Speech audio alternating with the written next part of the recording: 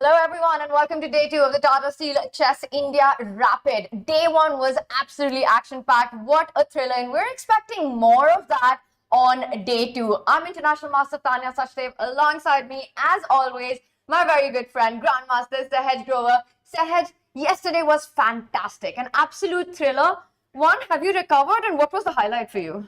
Again, I think it's still going to be Divya. Her match against Harika, I think, was absolutely to watch. But I think on a more serious note, Vishy's comeback, I think, was absolutely amazing. Defeating Wesley with the white pieces on the first round, and then Arvind again, and now he's one of the leaders. You talk about a comeback. For me, it all started with the arrival of the players. You know, the swag that they had getting into the Dhano Dhanyo auditorium. There we see, this was from yesterday, as we see the best international and national players there. Vishy and the legend arriving into the playing arena there.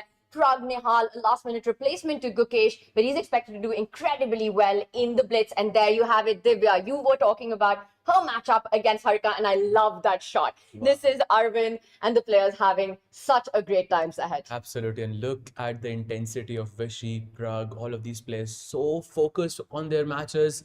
And that's Carissa, Volodar. So many strong chess players are here fighting it out. It's amazing to see it.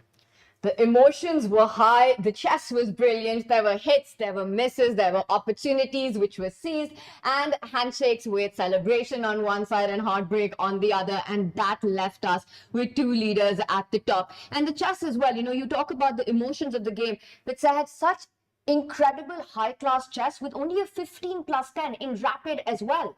Absolutely. And this is why I think my prediction for today is that Wesley lost his first match against Vishy, and he has won both of his games after that. I think he's the one who's going to be the leader at the end of day 2. That's a hot take by Sahaj. I'm also expecting an Arjun Aragaisi a comeback. We got a big day 2 lined up ahead. You know, we played the replay button on all the action from yesterday, and we got our very own Rakesh on the ground setting the stage for day 2. Welcome to day 2 of the Tata Steel Chess India Rapid and Blitz. Here we are in the open section actually, so maybe one of these players we can see them go to the next stage and play on the main stage that we have for the main event. Let's talk about what happened on day 1.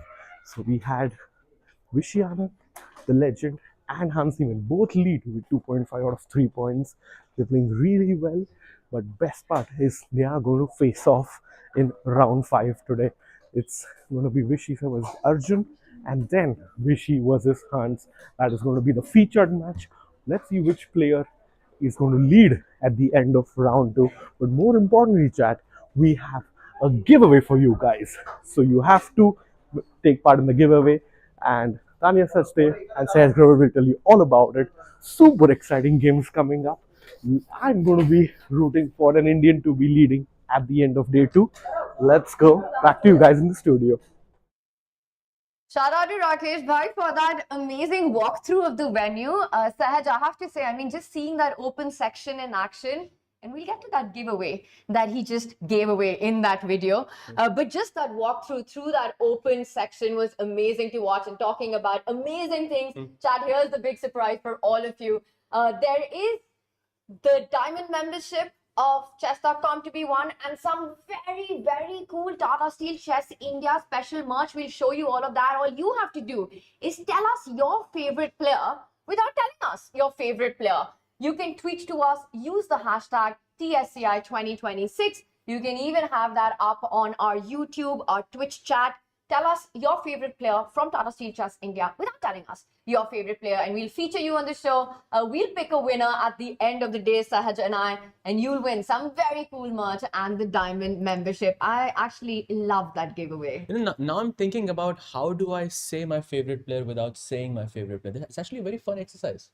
It is, and I get as creative as you guys want. You know, the more creative you are, the crazier your answers are, the better shot you have to win the prize there. And we'll keep checking in on that.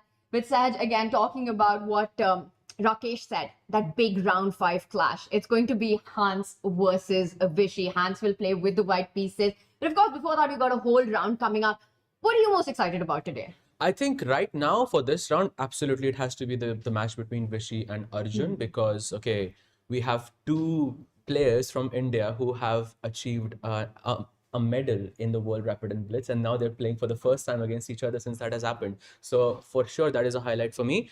And I think Vishy has a pretty interesting day. I would say pretty difficult day ahead of him because he's playing Arjun, Hans, and then he's playing another World Rapid champion as well. So I would love to keep a close eye on how Vishy is going to do today. I think a lot of fans have also been rooting for Vishy, just seeing him back in action. What a day one he had. And, playing players here half his age. And he had a dominating performance yesterday, starting with a win, a second round draw against Wei and finishing the day on a high with another win against Arvind. And it's awesome to see Vishy back in so much shape, without any rustiness. And a lot of that goes back to the December that he's had, playing the Jerusalem Masters, where in fact Vishy and Arjun played the finals together. And it was Arjun who won that finals. But Vishy, what a performance he had. He knocked out Jan Nepomniachtchi. Then as well, his showing at the Global Chess League. And I think that explains the form that we're seeing Vishy in.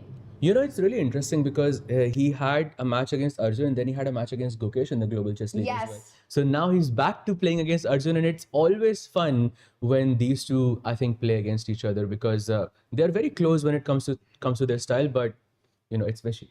It's Vishy. Come on. It is Vishy Anand who's at the top right now, along with Hans Niemann. But in the women, you've got one player. You've got Carissa Yip.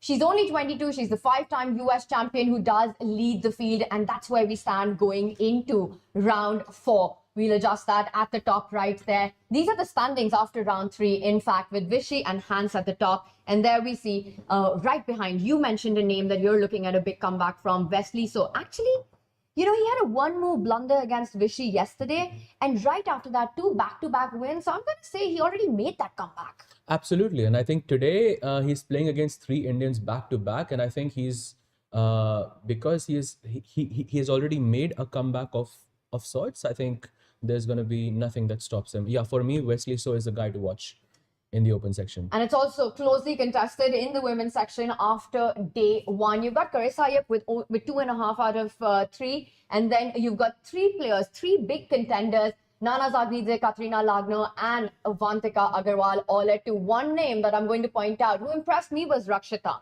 Rakshita making her debut here at the Tata Steel Chess India. It's her first time here playing in Kolkata. She had 3 solid draws against very high-rated opponents, so undefeated so far. I think she's had a spectacular performance. And yeah, for me, Rakshita is definitely someone to watch. But I think we should also root for the girl from our city, Avantika Agarwal. I think she's already one of the leaders in going into day 2. And I think she has a pretty interesting pairing because guess what, Tanya? She plays Rakshita Ravi today.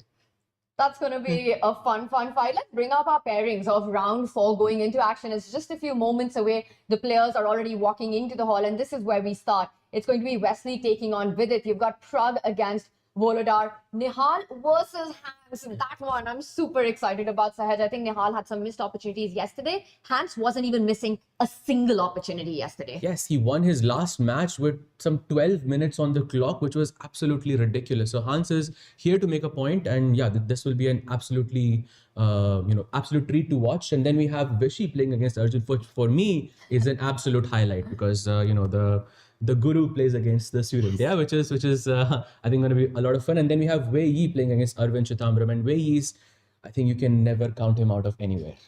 There you have it, Sahaj pointing out the headliner of that, Vishy Anand taking on Arjun Aragaisi. Arjun with a 1 out of 3 from yesterday, a last round win is what got him on the scoreboard. Vishy, meanwhile, with a fantastic day 1. Is this the day that Arjun makes his comeback? He's won the Tata Steel Chess India Rapid before, but it has been, well, an unhappy start for the boy from Varangal. Let's also move on to our women pairing before we get to the action there, and we start the day with Alexandra Goryachkina taking on Lagno. We've got Harika versus Vaishali, and that's a matchup that I'm excited to watch. It's always fascinating to see these two fight. And then we've got the ceremonial moves, and that's little Anish Sarkar, I believe, who's making the first move for Vishy. What a moment this is. No ways. I met him last year as well. He's grown so much, and he plays e4 as his first move. That's so cute.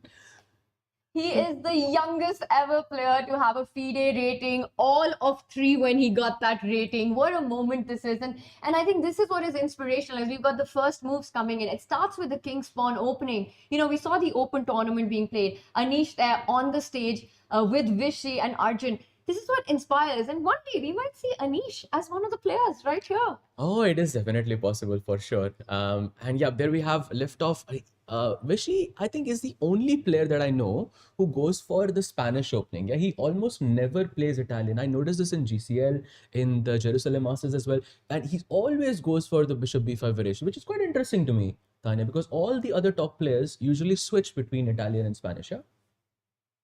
Very nice observation there. And Vishy sticking to something that's been a classic in his repertoire. Well, I mean, he lived in Spain. Yes, So you know, that could be part of the reason. Homage to the city that he was in. And so far, I was going to say traditional theory, but D3 is not one of the most played moves in the position. You want to often keep the idea of pushing the C pawn and the D pawn all the way up to the 4th rank as flexible as possible. This one a slower approach. yeah, and also usually you play d3 because you want to avoid black from taking on e4 and going into the open Spanish. But this is clearly some prep by Vishy against Arjun, and looks like both of them are blitzing their moves out. I'm really curious who's going to start thinking first here, because no one is stopping. You know, Vishy was the lightning kid of the 80s, right? Back then, faster formats was not as popular as it is today. But he was flamboyant, he was naturally quick, and that's what gave him the moniker. And I was wondering that if we had to ask him to sort of pass on that lightning kid to one of the Indian golden generation, I think Arjun would be a massive candidate for that. 100%. I think it has to be Arjun or Nihal. I think one of those players I think has to sort of get that title after Vishy. But yeah, he goes Bishop E6. Tanya, what's happening here? Can we go Knight D5? And I want to ask Chat that question. I want to ask Chat if there was a lightning kid, you know, of 2026 from this golden generation that we see. Chat, tell us, who do you think would be the one for whom the crown would be placed on? I think it has to be, for me, it has to be between these two players. Maybe Prag as well, but Prag is very universal. You know, for me, he can he's a fast player, but he's not just like, he's not known for that, at least to me. So yeah, for me, it's between Arjun and Nihal. But yeah, chat, do let us know. What are your thoughts? And Saj, meanwhile, your question's been answered. Vishy is the first to think after the bishop being challenged, the light squared bishop. He takes out the other one. Very often, the fight in this position is for the d5 square. That is the main point here. So white, that was not a mouse slip, that was a technical glitch. Arjun did go castle. I was just about to say that white often gives up the bishop for the knight to gain control of that key outpost at the center. And we will see it in the next move by Vishy as he goes knight d5. And by the way, both players seemingly are playing really fast, but look at the clock. Arjun has not thought for a single second so far. And look at that move, c4. Okay, this has to be some kind of a preparation, I want to say, but is it? It almost looks like a fresh position to me.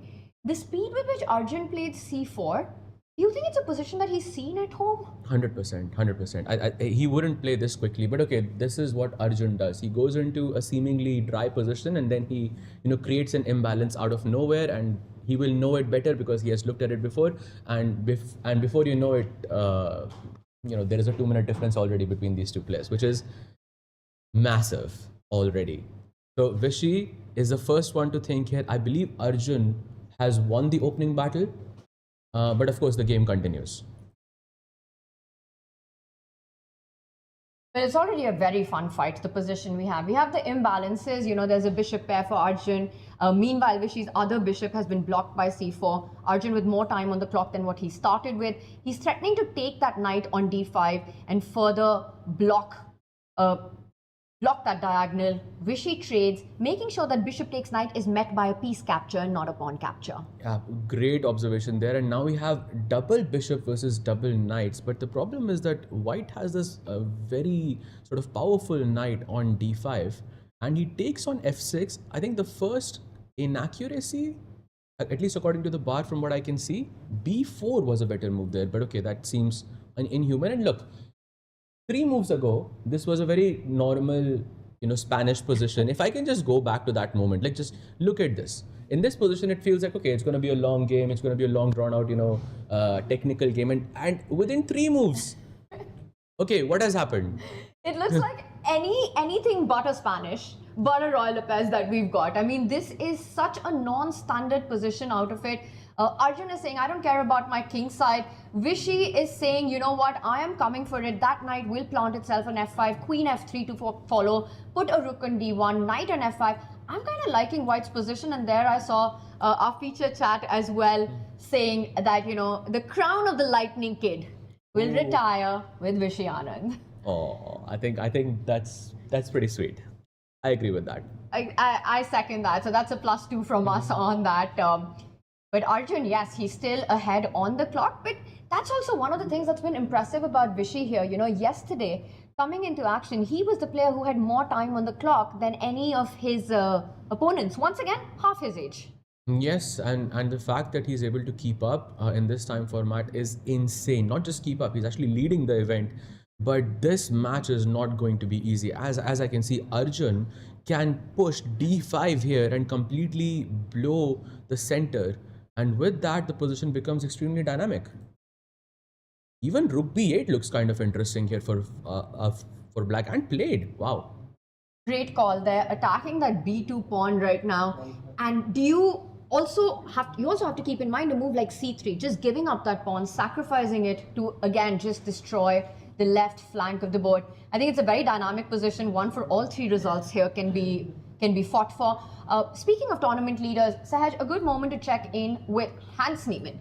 How impressive was he yesterday? You know, showing up with the swag, with a fresh haircut on the board, wins his first round, saves the second one, ends the day with, I have to say, outclassing Pragnananda in game 3. Having 12 minutes when you finish the match in a rapid game, where you start off with 15 minutes is definitely a statement. And yeah, I mean, I think for him, his day was very, I would say, you can't expect more in just one day, because you won all of your games with the white pieces and you drew with the black pieces. That's basically a perfect day for any chess player in that sense. And this is the current position right now between Nihal and Hans. Looks like both of them have taken a bit of time in the opening. Nihal has gone bishop b2 as his final move. Maybe he wants to go knight e5 and f4 and maybe create some attacking chances on the king side. And Hans has a difficult decision here to make. Where to put this knight? Should I put it on d7, c6 or a6? All of them look kind of interesting to me. You know, having played these positions a little bit with the black pieces, one of the ideas that I would always be watching out for is to try to get my knight to b4, to hit that bishop. Also keeping the flexibility of pawn takes pawn at the center to open up the lines, give white that hanging pawn to look for counterplay against the ideas that you mentioned, like knight e5, like f4. I would be very tempted to put my knight on c6 currently. Threatening knight b4 and also eyeing pawn takes pawn and the d4 spot in certain positions. You know, I think it's just a question of whether you're okay with allowing pawn takes. It actually goes for knight c6 here, because I was thinking knight a6 might be, I don't know, I feel a bit more comfortable with it because the bishop is open. But knight c6 I think serves the same purpose, and you're not allowing me to play knight e5 at the same time. So I think a good move by Hans. And if white was to neutralize the tension in the center, black will get that isolated queen's pawn. You capture back with the pieces and you're a happy camper on the d file if pawn takes pawn was to happen. Nihal keeps the tension for now, moves the rook to e1. This one a slow development, I think. And right behind them, we've got Vidit versus Wesley. I also want to shout out to Vidit. I think yesterday he had a solid day one, sitting at 2 out of 3 right now, just like Wesley. So this one a very critical clash for both of them given the leaderboard. Absolutely, and I mean, Vidit had almost a dream start for any event. Yeah, beating Arjun with the black pieces in rapid itself. I mean, that's a statement for sure. And now he plays against Wesley. Both of them extremely solid players, and you know, we have an endgame in front of us. Wesley having this kingside majority with the pawn on e5, and black having double bishops as compensation. Now, I think optically I will choose white here, but I know this.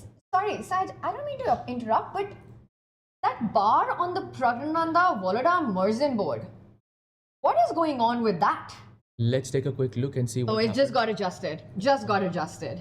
Oh, I think this is pretty... This is another Caro Khan. Wait. We have Murzan playing Caro Khan as well. That is true. Were you going to say another normal position? Because there's a black rook on h6. That's anything but standard. Yeah, absolutely. And where is this king going to go? You're not going to go long castle for sure. And you're not going to keep it on e8. So difficult situation for Murzin here. Prag, I think the bar does justice to Prag's position. I do like his chances a lot here as he goes c3, preempting the c5 break and already solidifying his structure in the center. And it's difficult for Murzin to make moves here.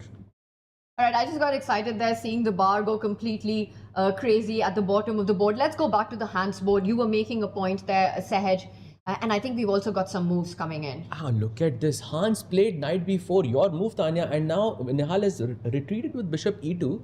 And if We'll get the players on the camera as well. Hans did go for the idea. Yeah, and the problem is that, we were thinking, why not bishop f1 in this position? And the problem with that is, if you played bishop f1, black would most likely go pawn takes pawn, and at some point take on f3. And you would want to capture back with your queen, and that would leave the pawn on d4 hanging. Now, I'm not saying it's possible right now, but it is possible at some point in the position. And this is why Nihal plays bishop e2, which kind of looks weird at first because you're blocking your own rook. And the bishop kind of looks undeveloped in this place. And he does go for pawn takes pawn regardless. I do like how you explained the difference between the bishop retreating squares there.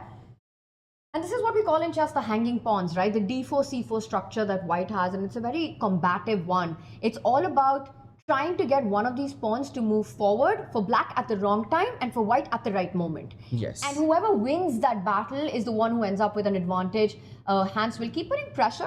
Did you see a bit of that stare coming in from Hans?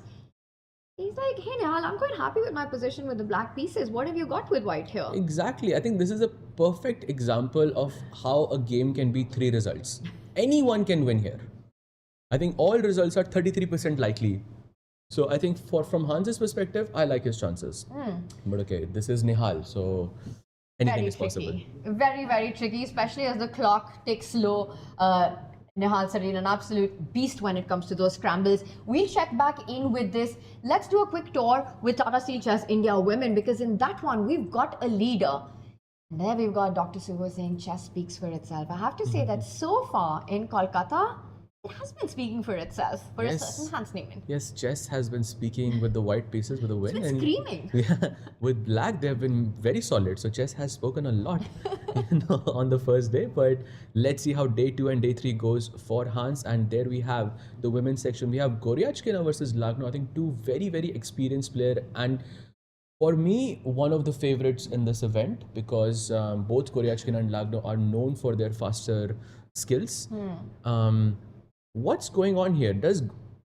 Optically, I feel Goryachkina is better because you've got the knight on f5. Black has this sort of bad pawn on d6, and you have the spin on the queen as well. But the bar says it's equal, and that confuses me. I've always hated playing a position where I have to deal with my opponent's knight on f5. Knight on f5 and we live. You know, it's exactly where you want it. It starts looking scary. Also notice how the white queen is ready to jump on to the attack with f3, g3 squares available to it. I do like Goryachkina's chances here. Lagno, an extremely difficult opponent. She's looking for a counterplay on the left side, I think, with the other knight jumping onto c4, maybe landing to the center of the board to reinforce the defenses.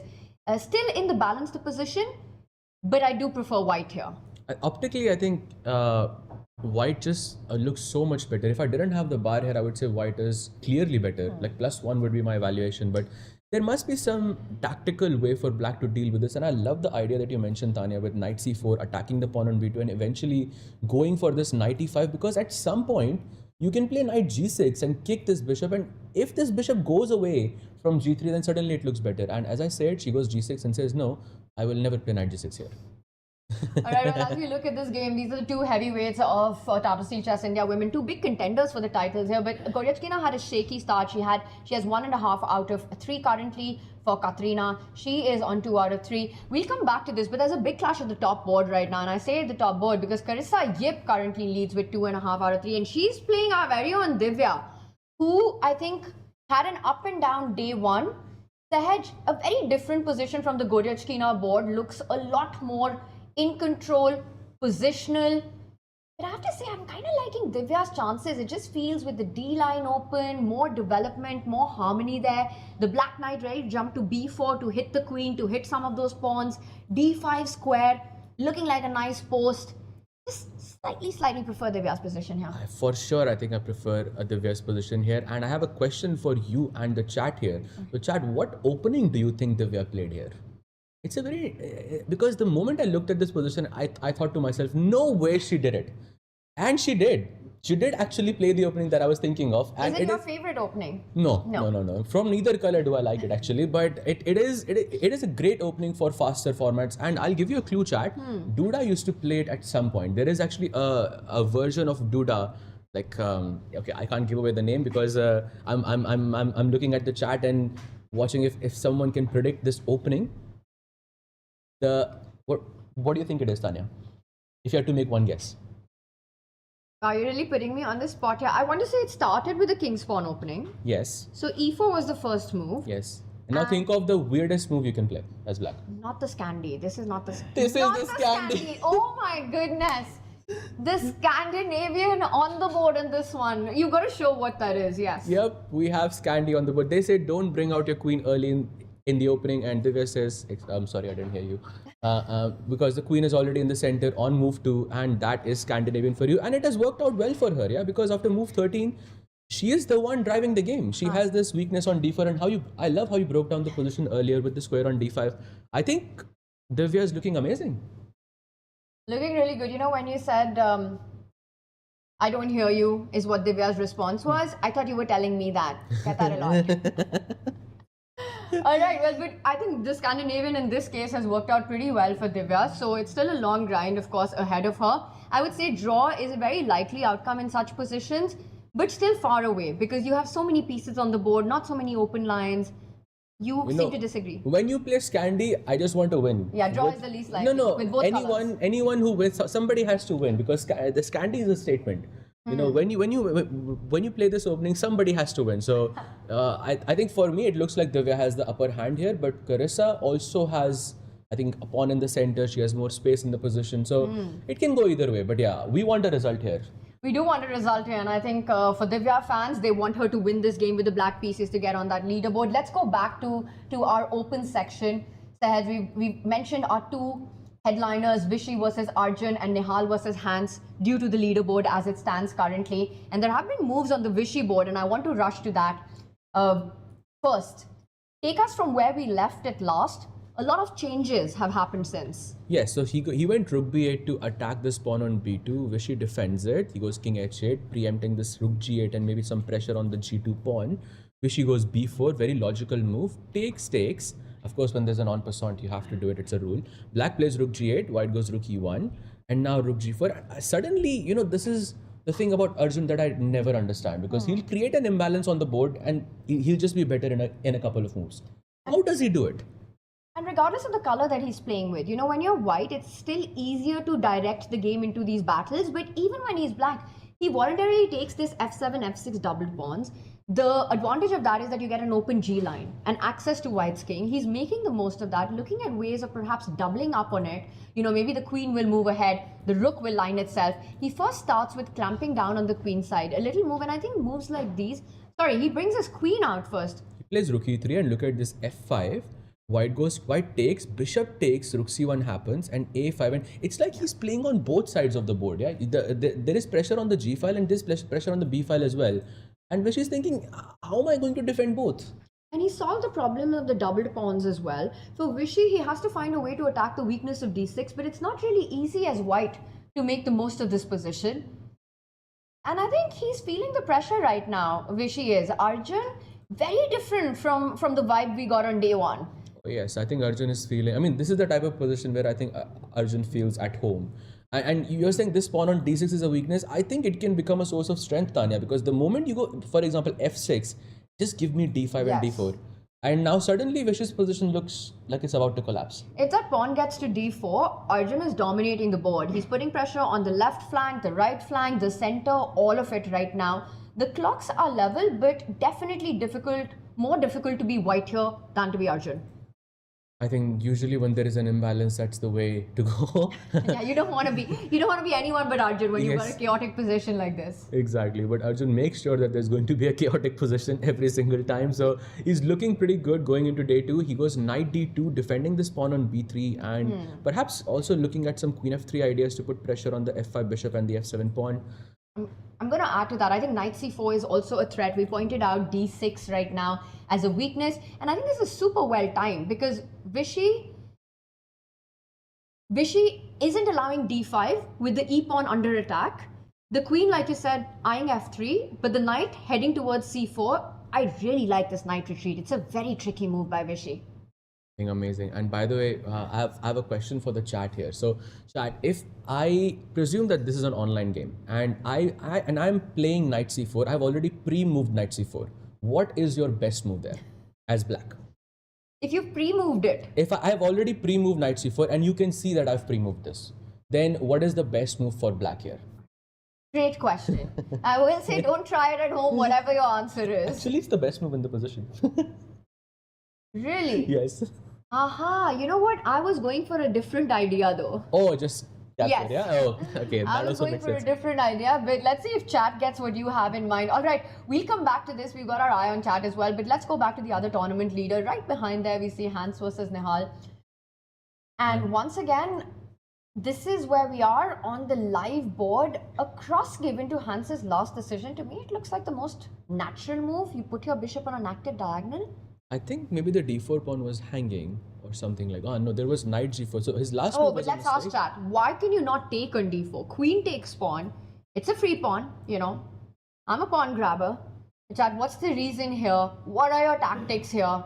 White to play and win. It's actually really, really nice tactic, and you can just say the last move, I guess, in chat. But it requires more than just one move of calculation. And now this bishop on f1 also doing wonders defending this pawn on g2. Very, very crucial. The What move was it? is I was going to go for knight d5. knight d5 exactly. But And queen c5.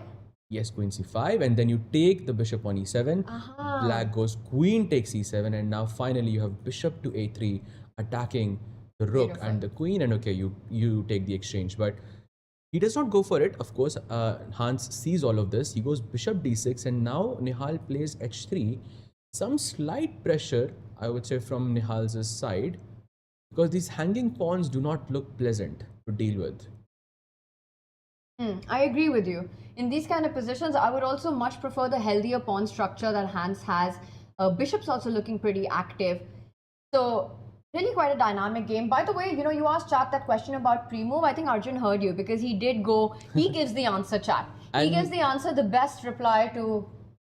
And by the way, people Sahaj in the chat also actually guessed the move correctly. So well done to all of you. It was actually queen b7, because now if you go knight c4, there is a checkmate on g2 happening, which of course Vishy defends with rook g3. And while with this chat, you win Sahaj's approval, there's also a lot of cool stuff to be won with our giveaway of the day. The question is, tell us your favorite player without telling us your favorite player, and you'll win a diamond membership as well as some very cool merch coming from Tata Steel Chess India, some exclusive stuff coming your way. Tweet to us with your hashtag TSCI2026 or give us your answers on YouTube, Twitch chat. We've got our eyes on that, and we'll pick a winner at the end of the day. Get as creative, as funky as you can, and that would, I think, improve your chances. Oh. I'm also thinking about the answer to this question. I've been thinking about it since you asked this question, you know, when we started the show, and I have some ideas, but I'm gonna wait for them. I don't want to give Don't chat give any it away. ideas. Yeah, exactly. So he goes rook g3, and now Arjun in deep thought. 7 minutes for him, 8 minutes for Vishy. And the question is, does he trade the rook on g3 or not? Because Arjun does not like trades. He wants to keep things as chaotic as possible. Because the position is chaotic, and it's really not easy to understand who has the better chance to get the win. I think it's a good moment to put up a poll in our chat as well. What is the result of this game? What do you guys think? Is it going to be a Vishy win, an Arjun win, or does this end somehow peacefully in a draw, which I think is the least likely result? But Chad, what do you think? Who takes this generational clash between Vishy and Arjun? And Rakesh is on it, I believe, to put on the poll. Yes, the poll is incoming. For me, I think Vishy could take this one. That's my guess. That's somehow a feeling because Vishy has more time on the clock, and usually in the end game, the person with the most time ends up getting the upper hand. That's my take here. And what do you think? Very tensed battle here. I'm looking at the position and I'm loving the fight that Arjun has created. And we're already getting our answers to tell us your favorite player without telling us your favorite player. We won't even give away what that is. I think, if you know, you know. Absolutely, absolutely. And by the way, there is a blunder on Hans's board. Supposedly, he has gone knight g4. Let's just do an action replay. We left it at bishop d6. Whoa, whoa, whoa. Yeah, this was what happened, and he played h3. We left it here, and he goes bishop b8, rook d1, and knight to g4. And Hans is targeting the h2 pawn, but he has missed something. There's no h2 pawn. That pawn is on h3. So pawn takes knight is the first big question here. Hans is setting up queen h4. That has to be the idea. Yes, so basically if you take on g4, you can go queen h4, and now Hans is thinking you cannot play g3 because I can capture bishop. Actually, there's queen h1 checkmate as well. Exactly. Wow, but there is a very nice move here that wins the game for I'm also Nihal. trying to figure it out. I'm trying to figure out what is the... So queen h2 is a checkmate and one which is being threatened. He takes it. Nihal has found it. And Hans is reaching for the queen. It's about to land on h4. And there's not so much you can do, and he immediately responds, Sahaj, what a move. The blue arrow appears, and on our camera, I just saw Nihal. He swoops the rook up to e5. Hans Niemann pauses. This is the resource that he missed. Wow, and we have a brilliancy on the board with rook e5. The first one of the day, I believe. And I think Nihal is just winning. Yeah, what a rook slide this has been. And did you see how confidently, I wish we had one of those action replay moments. Nihal quickly took the knight. The moment Hans played queen h4, just sliding the rook all the way up, blocking the bishop's diagonal. He's saying you can take that rook, but at the end of it, when the dust settles, bishop takes rook, pawn takes bishop. And it'll be Nihal who will have the material advantage. 2 minor pieces for a rook. That's close to a winning advantage in this position. Just an extra piece, and let's not forget this knight can also sit on d6 where it acts more than a knight for sure. This has to be the move Hans missed, because you don't sacrifice a piece and then take this big pause. This was not his aim. He did not want to go into this position. I'll also point out f6. Chat, what is the move that you want to meet f6 with? I'll just play it out on the board. Let's go f6. There's just one move in this position Only that is winning. one move saves the day. And maybe that's what Hans missed. I think maybe you see rook e5, Yes. but No, I think it's rook e5. Rook maybe e5. rook e5, The yeah. block, the diagonal block. Let's see if chat gets it. f6 has only one response to it. Nihal Sareen has seen it. Have you seen it, chat? it is a very, very, very nice move. The move, shall we reveal it? Yes, let's do it. It is rook h5. And now you might be thinking, by the way, does he play f6? He doesn't play f6. Yes, he's thinking, he goes g6. We'll get to that. The problem is if you go bishop h2 check, king h1, you cannot give me a check again because I'll just capture your queen on h4. And with that, Nihal would be completely winning. But Hans says, you know what? Let's play g6 first. I'm going to block rook h5. And next move, I'm going to play f6. So he's setting up this idea of f6. So g6, I'm really glad we broke that down actually, because that makes us understand Hans's idea to go g6. But this gives Nihal one move, right? He's got a whole move to save this position. Exactly. And that move cannot be g3, of course. It feels like it is begging to be played, but it's a blunder. And you keep forgetting there's a bishop on 8 and just queen h1 is just checkmate here. I also want to point out a move like f3 trying to create a luft for the king will not work, because after f3, let's just show that line. f6, you kick the rook out and the rook falls back, and now the little bishop dawns to take away the key running square. Yep, exactly. Bishop h2 check, king h1, bishop g3 check, and then queen h2 is just a checkmate. Oops, there was a mouse slip there from my side, but yeah, queen h2 would just be a checkmate here. So he does not go for it. He goes rook d3. By the way, the best move in the position. Wow. He uses the extra move, and now instead of getting rook h5, he's gonna get rook h3 instead. And he's just a piece up. And you know, Tanya, with his last move, g6, Hans has also made sure that bishop takes e5 is less attractive, because now if you take pawn takes e5, there's d6 and f6. And the white knight will land there one day.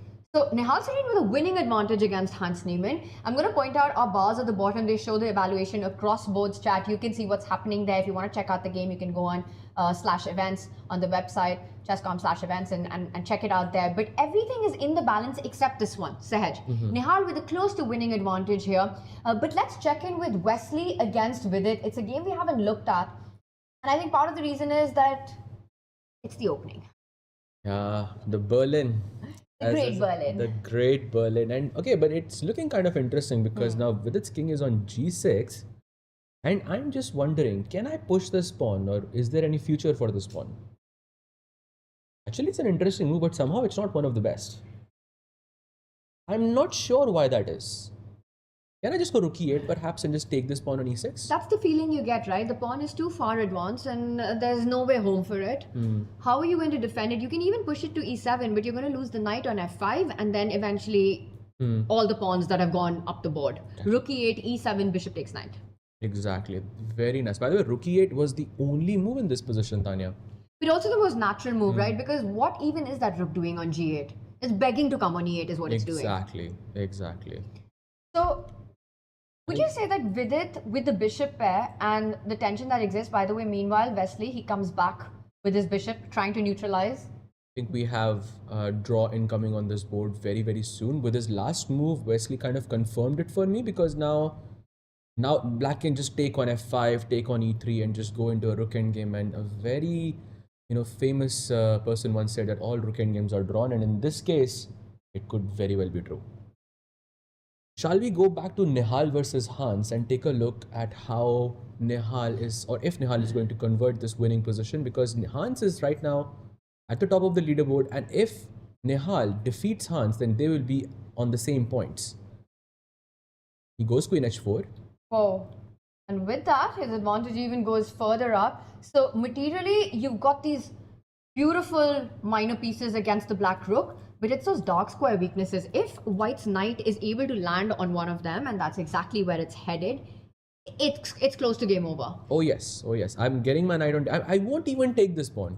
I don't need it. I'll just go knight d6 and then I'll try to reroute this bishop somehow, maybe to g5 or f6. And I'm looking at ideas like rook h3, land your queen on h6 and start threatening checkmate. That's just, I think a resignation is not very far away for Hans. I actually think that this game would be is going to be the first one to end in our round one battle. I think you are 100% accurate here. Great start for Nihal, yeah? Defeating Huge. Hans, the tournament leader, with the white pieces. And Hans is down to about a minute on the clock right now. And he does make a decision, rook to c5. Also remember that Nihal was, he had an almost winning position against Arjun yesterday as well. So And he completely messed that up. So he's actually in very good shape. Nihal is a huge contender, especially in the blitz. He's won that before at Tata Steel Chess India. He obviously wants to prove that this is where he belongs. It was with Gokesh's withdrawal due to personal reasons that now we've got Nihal in the scene. But I think a lot of Indian chess fans are very happy to see him in the arena. Including myself. I think I've said this yesterday and I'm going to say it again. Nihal as a replacement is a cheat code. I think it's just a cheat code. Default setting. Yeah, this is, I'm not sure if as the players, if playing Nihal in blitz is just so difficult. Playing Nihal anywhere is difficult, but especially in blitz. And speaking of blitz and lightning fast speed, let's check in with Vishy's game right now against Arjun. Said, maybe we do a quick action replay as this goes into blitz territory as well. So this was the position where we left it after rook g3. He goes rook d4. No trades, I think very Arjun-like. Queen h5 happens, trying to connect the queen and the rook to maybe have some mating attack ideas on the king side. He goes bishop g6. Queen g5 happens, and now king g7, not allowing queen f6 check. White goes h3, the first inaccuracy in this game. Black plays h6, kicking the queen away. Queen e3, and now queen d5. And suddenly Arjun is back in charge. Vishy retreats his knight, and now he goes rook d1. So this last move was a slight inaccuracy from Arjun's side. Rook d3 was giving him maybe a slight advantage, but rook d1, still I think he's driving the game for sure. Because look at Vishy's pieces. They are not very well coordinated. And this pawn on h3 does not help. You want to play rook h3 here. You want to attack the h6 pawn, but you can't do it. I think the one case to be made for that pawn on h3 is to try to go up h4, h5. Especially with the rook lined up on g3, it's perhaps an idea that could be on Vishy's radar right now. And we've got K. Shah saying, my favorite player was a grandmaster before any of the other players were even born. Hashtag lightning kid. That is. I wonder who he's talking about. We'll have to think about that. Yes, we'll yes, come yes. back to it. But keep them coming, chat. Who is your favorite player without telling us who is your favorite player? Put it out on Twitter. Hashtag 2026. Whoa, what is that? Did Arjun No. blunder? Is he about to lose a rook? Can we go full screen on the players right now? Rook takes... And that's it. If Vishy takes the rook on d1, he's winning. Arjun has miscalculated this. Rook takes queen, rook takes queen. Arjun's about to resign now. If you go queen takes rook right now, you lose the b3 rook. Yeah, I think he's about to just. And our He's just board a is full glitched rook. right now. He's just lost a rook. Oh, an entire rook. Wow. Unbelievable. This is the product I feel for having less time on the clock, because I think you start to panic and then that's where mistakes happen. Did you see that? Saj, can we just show that one more time? From a position where we were talking about Arjun seizing and taking over the advantage, slowly but steadily, or at least in balance. Black, absolutely no danger. He plays rook d1, Vishy unpins, and then just blunders the rook. After rook takes rook, everything hangs. You take the queen, white takes the queen back, and there's not. He took here, of course, queen d1 and queen b3 happened, and he plays queen f1 and just queen b6 basically. You're just busted here. But there's no compensation. You're down an entire exchange. Can't even give a check. You're going to lose all your pawns as well. He's gonna be, I think, the sole leader. The stars are aligning in Kolkata. That is what is happening here. Insane. It is actually absolutely nuts what's going on. You know, Vishy comes back. In 2018, he played. In 2019, he played. In 2018, he beat Hikaru Nakamura in the tie breaks to take Tata Steel Chess India blitz. Then he returns as a player on the board after 6 years. Leads after day one. And is about to take down Arjun Aragaisi right now. Crazy. But Sahaj, you have to feel for Arjun. I mean, this is just everything's going wrong right now for him in Kolkata. This is a tale of two cities, what we are seeing in front of us. Absolutely. Of And two very different destinies here. I think how you start off the day is really important, because you don't have that many games. You only have 3 games. And for Arjun, starting the day with a blunder, I don't like his chances in the rapid. I feel like this is not going to be a good day for him. Do you think he somewhere felt that there is compensation here, something to fight for? Because I don't see it. At any moment, you know, push comes to shove, you give up your rook for the bishop on g6 if it's even needed, which it won't be. I mean, I think maybe it was just a wake-up call in that sense for him, because he definitely blundered rook How takes do you d1. explain rook takes pawn? I mean, maybe he was looking at queen takes b3, you know, in the sense, okay, queen takes b3, I can take the queen, you will take it back with the rook, and then I will take the rook on c1. This is what he was calculating, but this intermezzo with rook takes d1 is what he... And the black queen hanging in the center. Exactly. That's what he missed. And this is, I mean, very shocking from Arjun. Definitely an Fine oversight. spot moment. For sure, yes. I think it's also a product of time pressure. But look at him. He's trying to go h4 and maybe give some checks on the f4 and the c1 square. And Vishy says queen b4. No queen f4 check allowed in this game. He's going to just start pushing the a pawn. Now, Arjun is relying all his hopes on the d passer. He wants to create counterplay with d4, d3.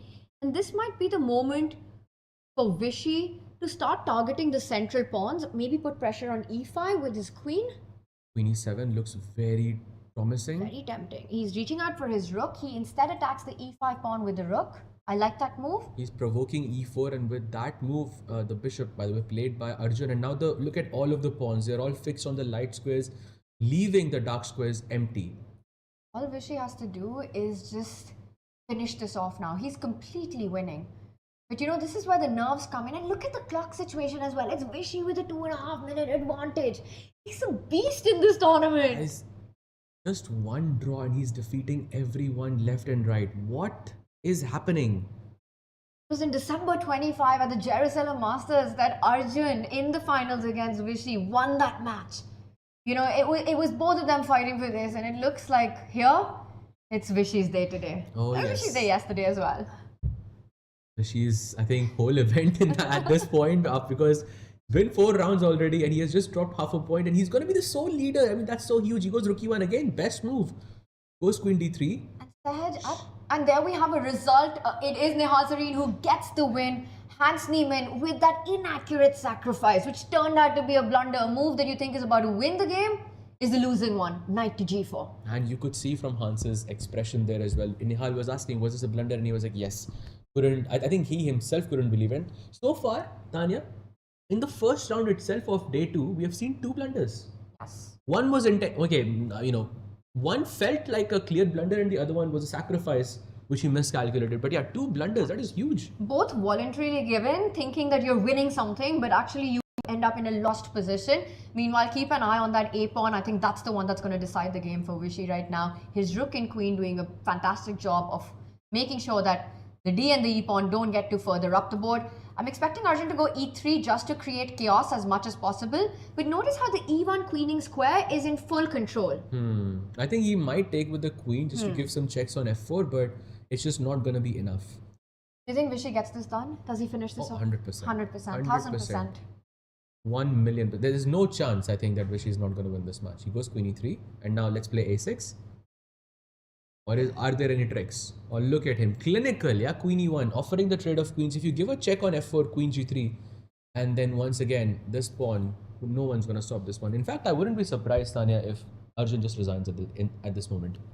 Or very soon at least. He does go for the check and expecting Vishy to block it with his queen. The rook now beautifully placed, assisting the a-pawn to move up the board. Look at that clock, man. Geez, so impressive. 2-minute advantage and exchange up an extra pawn on the side. I mean, you can't ask for more, yeah? You just have to make sure, Vishy just has to make sure there are no tricks in this position, no last minute tactics, but he has enough time to calculate all of this. And we'll also update everyone. We'll stay here till the end as this one goes into the final phases. But in Tata Steel Chess India Women, Harika has a winning advantage against Vaishali. It's Rakshita with a winning advantage against Nana Zagnidze. In fact, Harika just won her game against Vaishali. So getting a much needed win there after a shaky day 1. For Vaishali, it's not been a happy tournament so far. Yes, agreed, I think. Not a great start either. Was that I saw the kings were in front of each other. Was that a draw or was that a win? I think they repeated. Yeah. Oh, I take that back. I'm sorry. In a winning position, there was a mistake that was made at some point, and it did in fact end in a draw. We'll replay that at the end, Sahaj. But you're absolutely right. It ended with a draw. Crazy. And look at this. He goes rook a2, Vishy. And now I think no chances, yeah? I think for Arjun, no checks, no nothing. Completely guarding the second rank, not allowing d2, no checks, just push the pawn up, and Arjun on the brink of resignation. And we have another result coming in. Vachier continues his hot form in India, and there it is. He's won his game against Arvind. We've got 3 remaining games in the Open. We've got Prague versus Murzin at the back right now. Wesley Vidit still in the balance. Prague with an advantage in the ending, but this is where it's all eyes at 5-time world champion Vishy against Arjun. Vishy putting the finishing touches right now as the a-pawn is unstoppable. Meanwhile, Arjun's d-pawn has been stopped dead on the tracks. Arjun trying to give some checks. Just queen g3 now I think would be GG because you're losing a tempo by deflecting the queen, and then you can push a7. Yep, queen g3 played. He goes queen c4, attacks the pawn on a2. My question is, no, I cannot. I was thinking if a7 here and queen b8, but there's bishop e4. Very smartly, not only defends this, but also attacks mid in one. So, okay, you have to be a bit careful. Just queen f2 is very simple, Actually, I guess. you know, he is making it tricky and not so easy for Vishy to finish this off. But I think if Vishy is just precise for the next 2 or 3 moves, you simply move the rook away, perhaps. Rook a1. Actually, there are only 2 moves in this position, yeah, that are winning for. There is queen f2, and the queen. And I should remind everyone that Vishy just played queen g3 to deflect from that check. And the second move is rook a1, which is not as clean. So Arjun still putting some pressure on Vishy. He might come back. You never know. And the reason it's kind of hard to move the rook away is because you're always looking at the queen attacking and Vishy doesn't go for it. Does this give Arjun the chance to come back into the game? Yes, it does. And now d2 is... But that's why we were advocating for rook to a1, controlling that queening square on d1. Arjun will of course play d2. That hand is coming forward for that d pawn. It's about to land on it, Sahaj. Are we going to see 2 queens on the board, Tanya? It might happen. Give them queens, because after a7, d1 queen, a8 queen, you might see 4 queens on the board. It is possible. Wow! And an exchange up for Vishy, but that completely changes the dynamic. Vishy isn't allowing the 4 queens on the board. He's reaching for his queen. He wants to stop that pawn from promoting. He goes forward. That's a blunder, because he can queen anyways and go queen Queen c7. c7 check, and Vishy reacts right there. Arjun, has he seen it? He's about to win the rook back. Heavy queens. Wow. Big blunder by Vishy, and Arjun, for sure he's seen it, right? Heartbreaking. And then he reaches out for the queen. Arjun will queen give that up only to win Vishy's rook. Vishy misses this tactic, and it's Arjun Aragaisi who'll end up a piece on the board with a winning advantage. This is absolute heartbreak. Wow, what a turn of events, and props to Arjun for not giving up. I cannot believe that, 2 moves ago, Vishy had an extra rook in the position and now it's gone. Miracles happen in Kolkata. Oh yes, and it just happened. Now bishop e4, as you can see hovering with the bishop, plays it. Indeed, the madman strikes, and what a way. And something is to be said about his fighting spirit. How many of the best players in the world would have resigned against Vishy in this position? But Arjun, he just kept putting the tricks, he kept advancing his pawns. Vishy had more time on the clock as well. This is why it's so unreal, because he had so much time. Gives a check, and now next move queen e2, and that's just checkmate. And that's just game over. a6 is hanging, g2 checkmate. You can't defend everything. Vishy will resign after queen to e2. You have to give up the a6 pawn, and with that loss, there will be nothing remain to fight.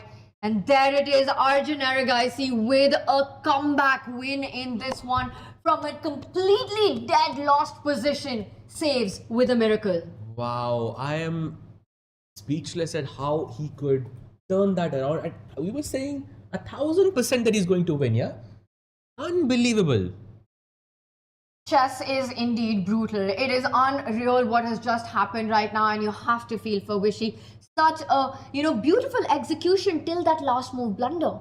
Just missing this tactic, and Arjun, he's always ready to punish such misses. Yes, and I mean props to him for creating problems at the last moment. What a fighter. Vishy. What a fighter. Yep. I mean, now he must be feeling super confident. Now he's got that, 2 wins in a row. It almost feels like he used one of his 9 lives today to survive that game. That is, I think, almost unbelievable to me. Wow. Okay, we have Prag playing against Volodar here, and Volodar having 5 seconds on the clock. He's trying to shuffle his rook backwards and forwards, and Prag is looking for a way to break through. Alright, so while this one is still Prag on the push, Tej, we still have action on our marquee matchup in the women. Let's go to Divya versus Carissa. It's a king pawn endgame, and those are always super tricky. And I want to point out, the interesting thing is if it was white with, instead of the double pawns, a pawn on the H line, there would be some making of tactics here where white can actually push to create passes. There are endgame books that have been written about it. But in this position, I don't believe that either side has a real winning shot. No, because you just have to play h6. But okay, we just saw, Arjun do Arjun things, and right now anything is possible, in that sense. But yes, I think h6 is the best move. You take the pawn, you push g4, and okay, eventually you'll run out of reserve tempos and you just repeat the moves. I think we are looking into a very, very solid, safe draw here. And again, let's remind everyone, Divya played Scandinavian. Again, big props to her for trying out Scandi, in this match. Love to see it. And she did create a dynamic position out of it, and like you said, an offbeat opening there. And this one she's holding confidently. She's playing on seconds though right now, and king pawn endings can be tricky. I don't know why, after what we've just seen, I have a feeling that there are twists and turns ahead. You think so? Maybe we've had our quota, I think, for the day with what just happened between Vishy and Arjun. Saj, I'm going to let you take the pick because there's time pressure on the Prague board versus Murzin as well. This one, I think it's about to end in a draw potentially. Should we just check in with the Prague board and see what's happening there? Absolutely, let's do it. This is the position, and look at this. Prag trying to once again break through in this position. Both are playing on seconds. Prag has just gone knight a3 because he wants to play knight b5 check and put his knight on d6. My mouse skills are not the best, but yeah, black wanting to go knight c4 in this position. Who do you like more here? I'm not even sure if I like Prag's position anymore as much. If this knight sits on c4, I'm taking black here. I hear you, but I still would make a case for white simply because of the rook activity as well.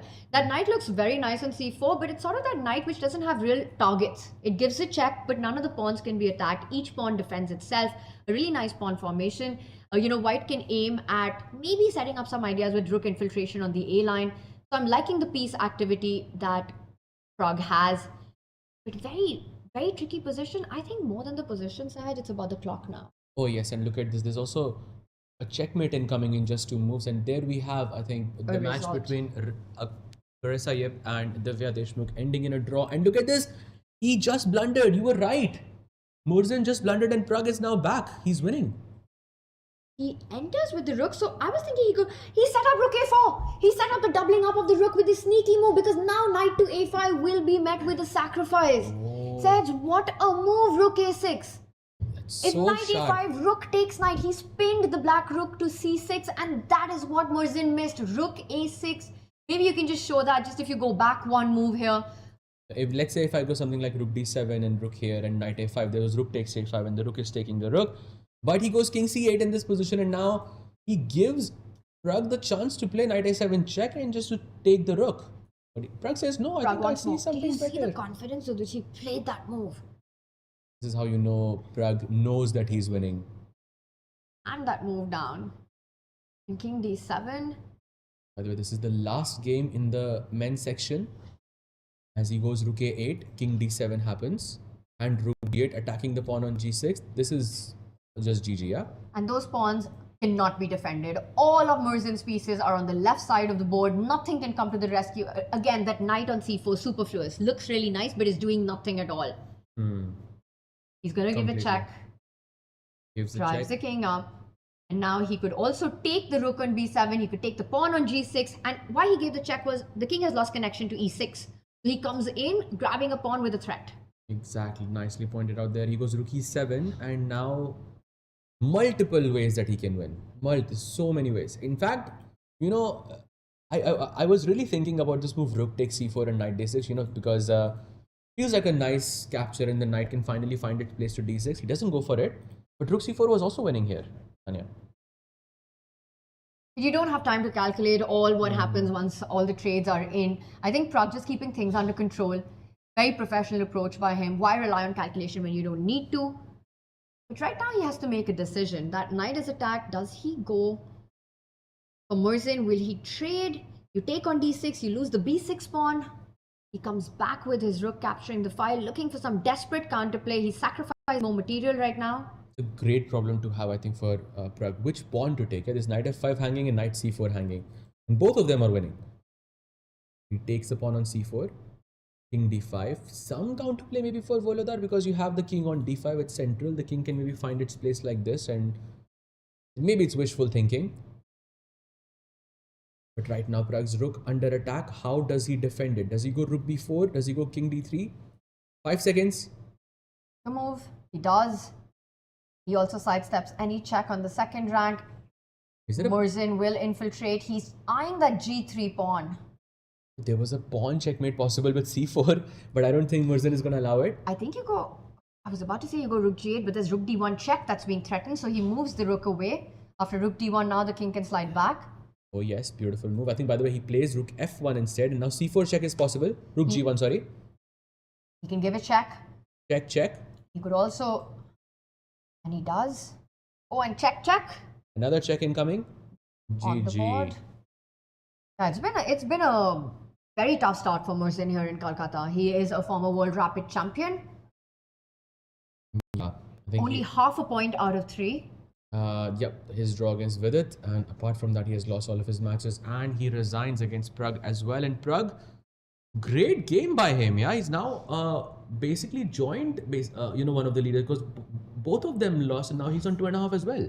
Fantastic conversion and technique here by Prague. Yesterday he lost that game 3 against Hans Niemann. It was quite a devastating loss. He was pretty much crushed, but coming back today with a big statement win in the first game. And we've still got action. Now, you were talking about Vantika. You're rooting for her, Sahed. She's playing against Stavrula. And I do see that Stavrula has an extra exchange on the board. But be careful. There could be potentially some stalemating ideas with the position of the Black King.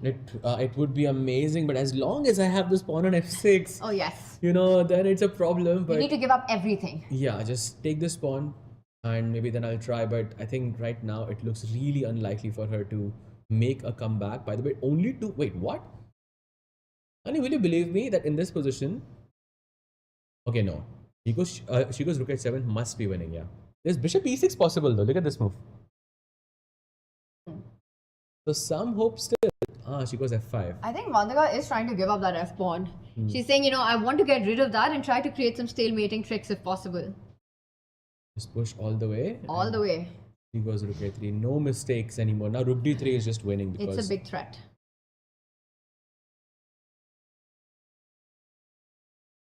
yeah, I think.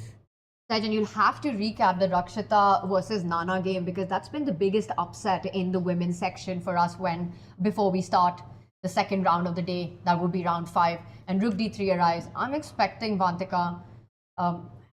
She has to go bishop f5, but you just give it. Oh, your idea Check. could have worked here, Tanya, because after takes. You take it. Yeah, this is where she. But this pawn is a problem. F-pawn. I was telling you that there are tricks, but if that F-pawn is off the board, this position would have been a stalemate. But you said it, Sahed. You called it out. And as long as that pawn is alive, no stalemates. Yeah, just don't take it. Once the king moves there, she just is going to grab it with her rook. She says your king will be allowed to come out. And this is where Vantika will resign. And there we have the handshakes. And with that, round 4 comes to an end. Great show, I think, by Stavrula defeating Vantika with the white pieces. And, the tournament completely opened up on both sides. Yeah, Carissa, you're still maintaining her lead, but Katrina Lagno, who just defeated Goryachkina with the black pieces, has joined her at 3 points. And in the open section, it's completely chaos. It's full chaos and it's been caused by the king of chaos, Arjun Aragaisi's crazy win over Vishy. I mean, what a round we've had. Complete turnarounds, twists and turns. Shocking results there. Let's bring up our standings to see where we are going into round 5. And Sahaj, like I said, you have promised us to go through Rakshita versus Nana. A huge upset in the women's section, but this is where we are. Look at that traffic jam at the top. With 2.5 out of 3 in the open. Is Vidit Gujarati, Hans Niemann, Vishy, Nihal, Serene, Vestiso and Pragnananda. You have to feel a bit sad for Vishy in this sense because had he won that match, he would have had a 1-point lead over everyone. And now it's a 6-way tie after round 4. So it's basically anyone's tournament at this point. And that's exactly how we like it. But I completely agree with you. Just the heartbreak of it all, right? First, Arjun coming in with that big blunder, then Vishy blundering the win away, and both sort of one-move tactical misses there. So some surprising result, and the same story in the women's section as well. Carissa now shares the lead with Katrina Lagno, and look at that, Rakshita Ravi. If you love an underdog, that's the story that you're looking at 2.5, sole 3rd position. It's her debut in Kolkata. She's the lowest rated player in the field, and she just took down a big heavy favorite. Yeah, and she is still unbeaten in this event after round 4. I mean, she has made 3 draws and then a win. I mean, that's insane. And you're going to set up that win for us to show us, Sahaj, how she did it, how she took down Nana Zagnidze, who is an absolute legend of the game. She's one of the elite women players for so many years. And take it away, Sahaj. So we have another Caro Khan on the board. Who is surprised? I think not me at this point because we've just been seeing this so often. She goes for e5, very logical. Black plays c5, a sideline in the Caro Khan variation. Usually you're going for bishop f5 ideas here. She goes knight f3, takes, back with the queen. Black plays knight c6, and now queen f4. I think a pretty logical move so far. We're still very much in theory. You can see from her time that Rakshita is super well prepared here. Black goes e6, knight c3, and generally speaking, you want to go bishop d3 in this position to and black has these ideas of knight b4 and you take the bishop on d3, but Rakshita goes knight c3, and I think this is prep. She goes knight b4, queen d2, defends it, knight e7, a3, knight c6, and now b4. I already like her position, but somehow the bar thinks that the advantage is gone for Rakshita. She plays knight g6, bishop b2, and now the pawn on e5 is hanging, but can we take it? Answer is no. You cannot take on e5 because there is takes, and knight takes d5, and then the knight on e5 is now hanging in this position. So she does not take, she goes bishop e7, and now white plays long castle. No ways. Brave. So No- brave. No ways that she played long castle here. I mean, this is the reason why she won. This is a very Gutsy move. Very gutsy move. Yeah, it shows that she's not afraid. Black goes short castle. Now h4. Wow, she's completely going for it. a5, b5. You have to capture the pawn on e5. She does. Takes on e5. Knight takes, and now f4. Just completely just attacking on the king's side, not giving Nana any chance to breathe. Black goes knight g4. She's still better, by the way. Black is completely better here. King b1 happens. b6. This is the first inaccuracy from the black side. h5 happens. h6, and now rook h3. Wow. Sack the pawn and then just bring all of your pieces and see what happens. Yeah. Bishop b7, rook g3, attacking this knight on g4. Black moves the knight to f6. Bishop e2, protecting my pawn on h5. She goes queen c7. Now look at this. There is just one move in this position, Tanya. That is knight a4, and she plays it. Like, it's such a weird move. I'm guessing the idea is to go bishop e5 and to attack the pawn on b6, but that's not an easy move Not to an see. easy find. Also eyeing the c3 square for the rook. Rook c3 was also a big threat. Oh yes, rook c3, bishop e5. So many threats in this position. Of course, you're opening up the bishop as Yes. well. Amazing. Black plays d4. You take the pawn on d4. You go rook d8. Take the pawn on b6 as well. Queen f4, such a dynamic game. But I think once again, Tanya, at the end, it's the player who has that extra 2 minutes on the clock in crunch time that ends up winning the game. She goes queen takes g3, queen e7, takes, knight d5 happens, and this was the sort of the blunder from Nana's side. There was a draw here somewhere with queen e1, which she does not find because of time. She goes knight d5 and queen c5 happens, rook d8, and now from this moment onwards, Rakshita did not give her a chance. I mean, it didn't feel like Nana blundered something. It felt like Rakshita was really brave from the opening, and it paid off really well. Yeah, it just felt like a game which is, as former world champion Mikhail Tal says, a forest of complications. Yes. With yes. 2 + 2 coming to 5, and the path out is wide enough for 1. And that's exactly what happened. Both players could have gone wrong in so many moments, but the last one to make a mistake was Nana, and Rakshita then finished it off I think in great style. you couldn't have summarized it better. Yeah, I think Rakshita, and this is how she beats players like Yes. Nana, because they are That's more a great experienced. point. But if you just attack them, if you just go to pure calculation, this is where you can beat them. When you're playing against higher rated, stronger players, you need to pull them out into these chaotic positions and take your chances, because to positionally and strategically outplay them, especially a player of Nana's class, is incredibly hard. Exactly, because they've been playing chess for far too long. All right, Saj, we've got some time before we kick off round 5. By the way, that's a big one, because guess who's clashing at our marquee matchup? It's going to be a face-off between Vishy and Hans Niemann. Look at that top right pairing. That's the only one that I'm looking at. Sahaj, what else? Which other storyline here stands out to you? I think Arjun versus Vachier, because Oh. we have the rematch from the World Cup quarterfinals, and I think Arjun is feeling like himself here, and I think this could be a good moment to take that revenge. Superb juicy matches coming up. There's also Vidit versus Prag. Volodar Amersin, who's really looking for his first win against a tournament, is playing against Nehal Sareen, who's fresh off his victory against Hans Niemann.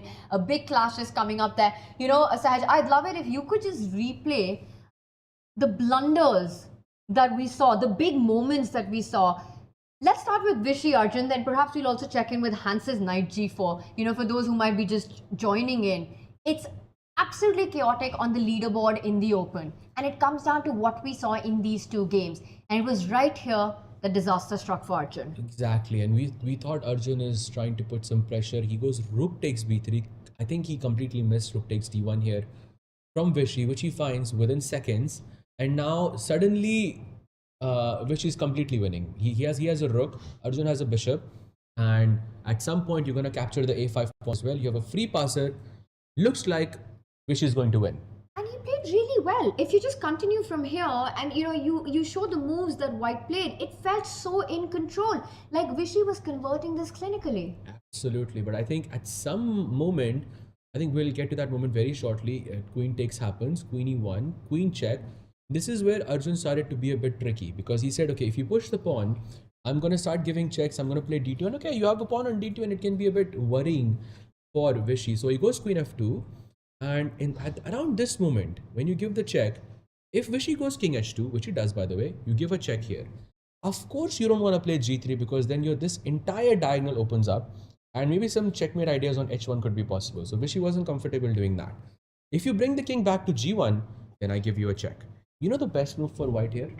It was actually to go king h1. If black gives a check on c1, you play queen g1. Essentially allowing Arjun to play d2, which is not an easy decision. No, it's not, because d1 is coming in as well. That pawn isn't stopping. Exactly. You have to find rook a1 here. Yeah, this is not easy. So Vishy doesn't do it. He plays queen g3, and they try to repeat. Also, Vishy had about 2.5 minutes at this point. Exactly, 3 minutes actually. And at this moment, if Vishy goes queen f2 back, then he's going to give a check again, and again you're back into that position where you have to just repeat. But we were talking about, where should the rook move, and instinctively we felt it was the a1 square because it guards the d1 queening point. Exactly, but I think what Vishy missed is that after rook a5, d2, queen d6, he just thought, I will put my rook on d5 and I will just capture this pawn, and maybe I'll give up the a6 pawn and I'm just winning. He missed that black can play queen and just give a check on c7, and it went from completely winning for Vishy to completely winning for Arjun. Yeah. In just one move. From winning to lost in literally one move. And the thing is that everything else was played beautifully by Vishy. Arjun first blundering, then Vishy returning a favor. This one was an absolute roller coaster, and a big blunder happened.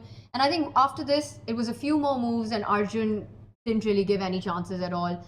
You can go queen g1, defend the checkmate, but you lose your only hope in the position, and Vishy resigned here. It's the right color as well. So it's like everything is going in Arjun's direction. But wow, what a turn of events. What a turn of events, and I think for Arjun, a much needed win, I want to say, starting the day with 1 out of 3. He had a really tough day one. Coming from this sort of a loss, I think you gain a bit of confidence. You feel like, okay, this I won. You also make your own luck on the chessboard. You can, the thing is, Arjun kept fighting. Yeah. And there's something to be said about that. I think, yeah, because I thought myself that, okay, you can take a draw, or you can just resign in this position, conserve your energy. But Arjun saw something that, a lot of us did not. So props to him for finding it. Props to him for keeping the fight on until the very last move. And it paid off. It did, and this is not the only story of the big blunders that we saw in round 4. Hans Niemann trying to jump in with his knight to give checkmate. Saj, maybe we can do a quick replay of what happened in that moment, because it was pretty much game over here, and Hans went in with this idea thinking that he's about to win the game. Exactly, and what happened was that he plays bishop d6. He's one move too late to make the blunder. Actually, he should have gone knight g4 here. And if white plays h3, then there is some knight. Wow. This is possible.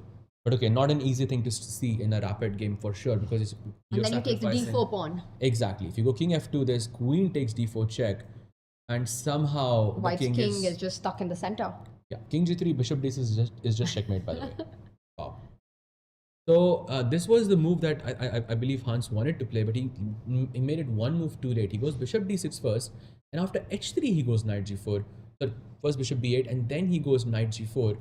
Basically, his idea was that if you take on g4, which is what Nihal does, you have queen h4, and you have this mate in one idea. But Hans missed this intermezzo, just blocking this bishop completely on the h2 square, and Hans is just busted. And this is pretty much it. I think after rook e5, there's nothing to be done. You've given away too much material, and in just a few moves, Nihal won the game. And that just meant that the entire tournament, from having 2 leaders, goes on to have 6 of them at the top with 2.5 out of 4. Vishy and Hans in the mix in that. And in our women's section, we've got 2 players at the top. Wow. Completely, topsy-turvy, yeah? How the standing sort of unfolded here. And yeah, I mean, really looking forward to the match between Hans versus Vishy, because this could decide who is the leader of going into round 6. That's a massive clash coming our way. I mean, there's Hans versus Vishy, but just all around, we saw the matchups. We'll bring that up one more time. But before that, let's remind everyone of our grand giveaways ahead. Oof. So have we chosen the player yet? Okay, so we haven't. So guys, tell us your favorite player without telling us your favorite player. And we saw a bunch of people saying Gandhi Bum and saying Lightning Kid. Lightning just Kid. speaks for itself. Some great answers coming in. But I will just point out one thing that put it out on Twitter. Use the hashtag TSCI2026. That's where we will be keeping an eye out on for our grand winner. You'll win all the merch of Tata Steel Chess India. I'm going to try and get some to show you guys what's at stake here. But make your answers funky, make them fun, make them crazy, and stand a chance. So tell us, who is your favorite player without telling us. Amazing. I'm still thinking, by the way. Do you have an idea? I know who I want to say, but I'm trying to say how do I say it without saying what I want to say. That does not sound confusing at all. All right, well, one thing that's very confusing is the leaderboard in our Open. So before we go on to the pairings, let's bring that up one more time. This is where we stand after the absolute mind-blowing action that we saw in round 4. This is where we're going ahead with. It's Arvind versus Wesley. Arjun taking on Vachier next. The big marquee matchup, Hans Niemann against Vishy Anand. It's Volodar Murzin versus Nehal Serene, and an all-Indian clash with Vidit and Prag. Chat, who do you think are the favorites to end round 5 at the top? Tell us. And this is our leaderboard. Absolute chaos in the men, and in the women. There you've got 2 players at the top with 3 points, and then Rakshita 2148 rating. The underdog in this tournament. She's at 2 points. A huge win against Nana Zagnidze, who is currently sharing 4th to 6th alongside Stavrula and Vantika. And for Goryachkina, the recently crowned Women World Rapid Champion, struggling with 1.5. I mean, that's a bigger surprise for me, but I have to say that Rakshita Ravi, scoring so well is not a surprise to me, because I have been defeated by her with the black pieces. I was playing as white, and in a way that I made 0 sort of blunders, 0 mistakes. It felt like someone completely outplayed me, and this is why from the beginning I thought Rakshita Ravi is a very, very dangerous player in this format. I think it's in games like those that you really feel the power of your opponent, because if you blunder or have a 1-move miss, somewhere you think, okay, this was my mistake. I just had a normal position, I blundered, and you kind of move on from it. But when, without realizing, even where things go wrong, you feel you get outplayed, that's when you really understand how strong, and in this case, underrated, Rakshita Ravi is. Absolutely. I think she definitely deserves to be here. She comes from a chess family, Sahaj. Yes, of course. So there's a lot of, great pedigree there. Her father, an international master. Her mom, also a women's international master. Yes. So very strong players there. Saimira and T.S. Ravi, and Rakshita now carrying that legacy forward. Wow, and she is already a WGM. Yes. She's doing a great job at it. Speaking of a great job, our cameraman is doing a great job. As the players are entering the arena for round 5, is Vishy versus Hans. That center stage, that center court for us. I think the fans watching it live, their eyes are going to be glued on that part of the stage. Vishy versus Hans, for sure. Yes, for sure. And of course, Vachier versus Arjun as well, because I want to see that rematch.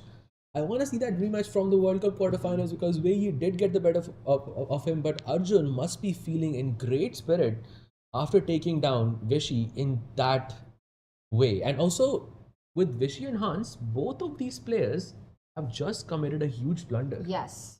So, both of them might not be in the best state. That is such a great point you make, that what is their psychological mindset right now? And I have a feeling it's harder for Vishy, because Hans made a blunder, let's say from an equal position. Vishy was winning, hands down winning, when the point slipped out of his hand. Hands down. He was winning hands down, yes, completely. And what about Hans? For Hans to go knight g4, I think he just simply had that miss of rook to e5, and it hurts a lot. But for both these players, they need to forget goldfish memory, and I think that's what they need to rely on right now. The short turnaround time helps in that, because back on the board so quickly. You don't have time to really keep thinking, keep going back on it, keep sort of getting mad at yourself for what happened.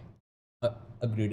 If I was in their situation, I would actually watch Hans's game and then I would feel better. Okay, both of us blundered, so it's fine. That kind of levels the odds in that sense. What a round 4 we've had, and let's see what's in store for us in round 5. We've also got a big clash with Divya taking on Goryachkina. Now that's a World Cup winner versus the Women World Rapid Champion. Ooh, interesting. Interesting. So who's your pick there? Had to be asked, come on. It's going to be a big fight. It's going to be a big fight. I think Divya starting with the white pieces here. She drew the first game of the day against Carissa, the tournament leader. And she starts with a king's pawn opening against Goryachkina. I will say, I think Divya has been the one who's showing that maybe slightly better form than Goryachkina, I want to say. In this event, for sure, Yes. because I think Divya also in the morning round, in the first round, she was dominating with the black pieces despite playing Scandinavian. And look at this. This, I believe, is something that Noderbek kind of plays a lot, and Gokesh has been playing this in GCL against Vishy. And now Divya has sort of picked up on it, and now she tries this against Goryachkina. The idea is simple. You just don't want to go into mainstream theory. And Goryachkina is a beast when it comes to opening preparation. So it makes a lot of sense. She's sort of playing against her opponent's one of her strengths. We'll come back to this, Divya, once again with her offbeat opening approach. Let's go to our men's section, some marquee clashes there, and do a quick roundup of the openings in that one. And let's start with what's in front of us. Hans with the white pieces taking on Vishy. So Hans has played bishop g5. So I just want to mention this point over here. This knight f6 d3. I think we've seen this opening many times already today. Vishy goes bishop c5 and now immediately bishop g5. And I just want to speak about the relevance of this move. Basically, Hans is saying that if you castle, your knight on f6 is forever going to be pinned. So you have to play g5 at some point, and that will create chaos on the board. I think Hans trying to make things dynamic, and Vishy has not budged so far. So he goes d6, d3, and now Vishy is thinking, should I play g5 here immediately or should I castle? Hans is playing provocative chess here, right? He wants Vishy to take that decision to make sure that we get a very combative middle game. What do you think? Does Vishy fall for that bait? Will he take the fight head on, or after what has just happened wants a slower game? I mean, Vishy was outplaying, all of his opponents. Yeah, he was winning even in the game he lost. So I think his confidence must be pretty good. I think he should go g5 and he should try to attack his opponent as much as possible because that's his style. He likes to attack. What do you think? I'd love to see g5 on the board. Feels like you disagree here. No, I don't. I'm trying to see them and try and understand what probably is going in their minds. I think if Vishy's result in the previous game was different, we would have seen g5 happen already. But It's a right great now, point actually. But maybe Vishy is thinking, okay, let me go bishop b6 or bishop a7 and keep g5, for the next move. You can still play it. and one really does. Sometimes it's so easy to miss the psychological aspect of chess, of the mindset, and there you have it in front. After that hesitation, spending time thinking about the aggressive g5, Vishy does take the more cautious approach. I think makes a lot of sense. And by the way, we do have a very interesting comment. Hans wished he won and Vishy was winning hands down. Oh, Love to see it. say that again. It's Hans wished. Hans wished he won. Vishy was winning hands down. Slow clap. Beautiful. Love that comment. Well by done, the way. chat. I think that's apart from the blunders, that's one of the good things to come out of the action that we saw. Some wordplay there. All right, let's go and continue our opening tour. This one going to be a slow build up with no g5 on the board. We have so many opening leaders, so we'll just go around the horn here. I want to take a look at Vidit versus Pragnananda because that is a fiery situation. G5 happened on this one, Sahaj. Ooh. I think, okay, maybe not as aggressive, but with his last move, knight h5, and by the way, look at the time difference between Prag and Vidit. Prag having 16 minutes and 20 seconds already, so he is very well prepared and he offers a repetition to Vidit. If you go bishop g3, I will play knight h5. If you go bishop e5, I will play knight h f6, and that's it. I will try to repeat moves. And the question is on Vidit. Does he want to repeat moves? Yes or no? Should I tell you what I think? I think with it repeats here. No ways. Chat. What do you think? I'll tell you where I'm coming from on that. I think No way. No way. I'm trying to understand where I'm coming from that. I'm still trying to understand what made me say, but it was a feeling. What can I say?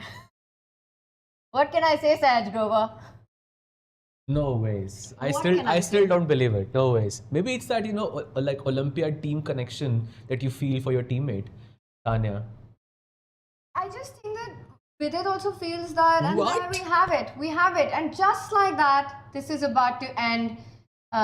We can see it on the players, but it's still not done. Maybe this is the moment, and I'll be proven wrong, and I want to be proven wrong. It's one of those moments where I want the player to fight. I want Vidit to keep this going. Calling the he's looking. Oh wow, you Just were like- right. I Wow. spent a lot Okay, of time. I would love to know how you knew this so quickly, Tanya. It was a feeling. That's But all I can how say. do I you- think it's a good result. The thing is, the tournament's long. It's 3 games every day, and I think this kind of an opening, it's not going to be dynamic. With it yesterday as well, had a second round draw. I think it's been a good start for him. He's one of the leaders. He wants to play it safe. I would have loved to see him continue because it's right out the opening. It's the whole game in front, but I felt that this is the moment this ends. Your feeling couldn't be more right. But I'm looking at the chat as well, and everyone is saying no, he's not going to repeat. And I am with you, chat, on this one. Spent a lot of time as part of the team with all these guys. Flex, nice flex. I think I still not able to digest it, but yeah, that's going to be a draw. I think it also makes sense because he wants to conserve his energy and go. Yes. There's another round to be played, and with that, let's move on to Arjun versus Wei Yi. They have a rematch from their quarterfinals in the World Cup where Wei Yi defeated and took out Arjun's chances to be in the candidates. And this is it. And that was a big quarterfinals clash just a few months ago in Goa, where he eventually finishing runners-up in that event, booking his spot into the candidates. And for him, what a run it was. And like you said, a bit of a grudge match for Arjun, this one. The way the opening is, and this is something you mentioned earlier, that regardless of who he's playing against, Arjun Argaisi, regardless of the color, manages to find ways to create chaos. With Sahaj, with the symmetry in the pawn formation, and with Wei being the one who's maybe about to trade queens, are we going to see chaos in this one? This is why Wei is, I think, a very difficult opponent for Arjun because Wei is completely the opposite. He likes to keep things calm, solid, and waits for the right opportunity, to strike. But yeah, I feel like we're going into an endgame, a very balanced one. And Arjun not getting that chaotic, imbalanced position that he's always used to, which is not the best sign, but okay, you also have extra 4 minutes. I want to also point out that Wei is not a player who's going to shy away from complications if it comes to it. That's also suited to his style. But I think going into an endgame, more pieces that are traded off, these sort of super balanced position because of the pawn formation, 4 versus 4, 2 versus 2. Wei feels like he's playing the player as well as the position right now, against the player as well as the position right now. So let's go back to the Hans versus Vishy board. I have my eye on it, and Vishy did play g5 at some point. I want you to go back to the moment bishop b6 happened, and then do an action replay for us. So this was the position, knight b2 happens, he was castle, knight f1, and then he plays g5, basically inviting Hans if he wants to take on g5, which by the way is a bad move here. And by the way, I would love to show why this is a bad move, and this is some crazy calculation by Vishy, because look at this, Tanya. Knight g5, edge g5, and bishop takes g5. Chat, black to play and win. Oh, wow. And there is just one move. There is just one Great move. question. Super question by Sahaj. Come on, chat. Anyone would like to take a guess, because if you don't play that move, then actually Hans is almost winning. But what a tactic it is, Tanya, right? Beautiful tactic. And the thing is, we've been spotted to so much of this in the first round of the day that I have a feeling our chat is going to be super sharp with it. I feel that as well. I feel this is one of the tactics you see from the white pieces a lot. But with Vishy sort of provoking Hans to take on g5 is always fun. Has anyone taken a guess yet? Or shall I go ahead? I see it. Some of the Yes. people in the chat have guessed the move. You are absolutely correct. It is knight takes e4, sacrificing the queen. And if you go bishop takes d8, and there's a mate in 2 with bishop f2 check, and then bishop g4 checkmate. Beautiful. Look at this. That is stunning. And I mean, Vishy allowing this, yeah, it's just beautiful. And he goes knight e7. Of course, Hans does not go for it. Vishy was wishing that he would take the pawn, but Hans says no. You're inspired by our chats. Yes. Queen d2 happens. He goes king g7, knight e3, knight h5, and he goes long castle. This is Hans saying that I'm ready for a fight here. You know, you've already overextended with h6, g5, which gives me a direct idea of striking with h4 at the right moment. Watch out for sacrifices on g5. I'm expecting Vishy to place the other knight on g6, trying to control all those ideas. You know, the queen will defend the g5 pawn, the knight will control key squares. Absolutely. And you will put one of the knights on f4 as well in the later stage of the game. I think one thing is for sure, I think we're going to see a double-edged position, hands down. Love it. There's no stopping Sahaj Grover today. You know, you're talking about a double-edged position. One way to get it would be to push your f-pawn and go all out on the right flank. Do you think f5 is in the cards at all, or is that just something as a commentator you suggest, but as a player you never play? For me, this is once again the principle of the golden pawn. I think you should not push it unnecessarily, and I think it weakens your king in the long run. I would maybe consider f5 if I could take the bishop on the knight on e3 and then I could play f5. That seems more plausible. But I don't know, if you didn't mention the idea of f5, Tanya, I would not think about it whatsoever. Like I would play something like bishop e6 and try to keep things balanced. But Whoa! Vishy, he has forgotten what has happened in that previous round. He's going for an all-out fight now. F5. Sir. Amazing. Super F5, stuff. Let's go. Looks like, I mean, the bar said it's a bad move, but I think it's a beautiful one. And now Hans is, I think, in some trouble. He has to make a bunch of accurate moves, as you can see. E takes f5 from the blue arrow is the only move that keeps things balanced. Did you see Vishy just looked up at Hans? Oh yes, he's ready. I think also maybe, knowing that you're winning in the previous game and then in the final moments it doesn't go your way, it also brings maybe some like anger, this yes. frustration, and you want to use that as fuel for your next round.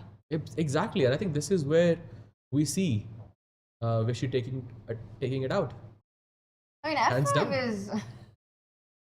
F5 is really something. It's super committal. Vishy has blown forward all the pawns in front of his castle king. He's saying that if you trade on f5 at the end of that set, maybe we can show some lines here. If you do all the trades on f5, I think Vishy's going to be super happy. Knight takes knight, the bishop comes out, and it's beautiful development really. Notice how the dark squared bishop that Hans has is pretty much a killed piece right now. The moment you go h4, you're giving the possibility for the black knight to capture the bishop. And then you can play something like g4 and okay, these pawns are not really best situated. But yeah, I think your point of having this bishop on g3 is a huge problem. By the way, we are getting some trades on the board. Takes on f5 and black goes knight takes f5, and now the game is on. He goes d4. Oof. Fireworks incoming. Vishy breaks with f5, Hans breaks with d4 in the center. It's a race to each other's king right now. So pawn takes pawn is the move that you're looking at, or e4. The problem with e4 that I felt was that this is bishop d5 that you have to be really careful about. A double attack, hitting the rook and hitting the pawn. That's the move that discourages me from going e4. I'm just wondering if I am really slow today or you're really... this is like, how did you figure this out so quickly? Too sharp you are. I think maybe she's doing her puzzle rush, yeah? I did it this morning, and you can win a diamond membership as well if you get it right for our giveaway. Tell us your favorite player without telling us your favorite player. Do it on Twitter. Use the hashtag TSCI2026. We will pick a winner who will win a diamond membership from chess.com as well as some mega cool merch. Ooh, that will be very, very interesting. And speaking of interesting, Tanya, if I asked you to pick a result here, what would it be for you? See, that is the one thing I hate doing. Are these predictions you always keep asking But and you are putting me in on a such. spot. I mean, you are finding all of these great moves. I That- mean, you are in great shape. I mean, in that sense, just I feel like this is the perfect moment where you That's can the thing that scares me even more to predict anything right now. So, okay, fine. imagine you say the result and it happens. Just like you did it with it. That's 2-on-2. It's going to be 2-on-2. You can predict all of the rounds. It's really tough, this position, you know. I really think we have a very big battle ahead. Can you check in with me on the answer for this in a bit? Maybe chat will help me. Chat, why don't you know what? Let's put this out for chat. Let's get a poll going on our chat. Vishy versus Hans. Crazy chaos on the board. Is it a Vishy win? Is it a Hans win? Or does this end in a draw? You know what? I'll make one prediction. This doesn't end in a draw.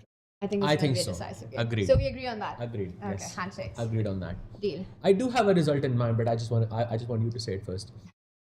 Oh, let's wait for chat to say it. Okay, so there is a trade on d4, and as this one gears up, I have my eye on the other boards as well, and we've got our bars in front of us. With it, Prague has already ended in a draw. Arvind with a slight advantage over Wesley. So Arjun Aragaisi really in the balance. Murzin versus Nihal Sareen in the balance as well. Hans Vishy. The bar says it's equal. From a human evaluation perspective, it's pure chaos. Said, should we do a roundup of our women boards? Absolutely. Let's do it. Let's do a quick check-in. And I would love to check with Rakshita Ravi because she's playing against Vantika Agarwal. And Rakshita is on 2.5 out of 4 shows, so only half a point away from the leader. She is unbeaten so far. And to be honest, I like her chances here as well. There is an IQP on the board with the pawn on d5, but look at all of her pieces. The bishop situated perfectly here on a7. Maybe I don't like this bishop on h5 as much, but it does give me the option of taking on f3 and playing d4 at the right moment. By the way, in any IQP positions, you are looking to play the this d4. The basic rule is that if you have an IQP, whoever controls the square in front of it is going to have a good position. And at this point, I think both of them have equal kind of control here. So Rakshita Ravi looking good, Tanya? I would agree with you. I think especially with the plan that you pointed out, you solved the problem of that weak pawn. If you're able to do that successfully, the position is very balanced. You're out of the opening without too much trouble. Let's check in with Divya versus Goryachkina. And in that one, it continues to be quite a complex battle, that is. You know, with the white bishop on g2, a bishop pair for Divya currently right now, and the bishop on g2 looking very, very nice, in fact. I have to say it looks advantage Divya to me. Agreed. And I think that opening sort of deviation kind of paid off. And at some point, I like this knight h4, f4, knight f5 type of ideas where you can really make use of your double bishops. And this would be Goryachkina's, actually it would be her third loss in a row if she loses this. This is huge for Goryachkina.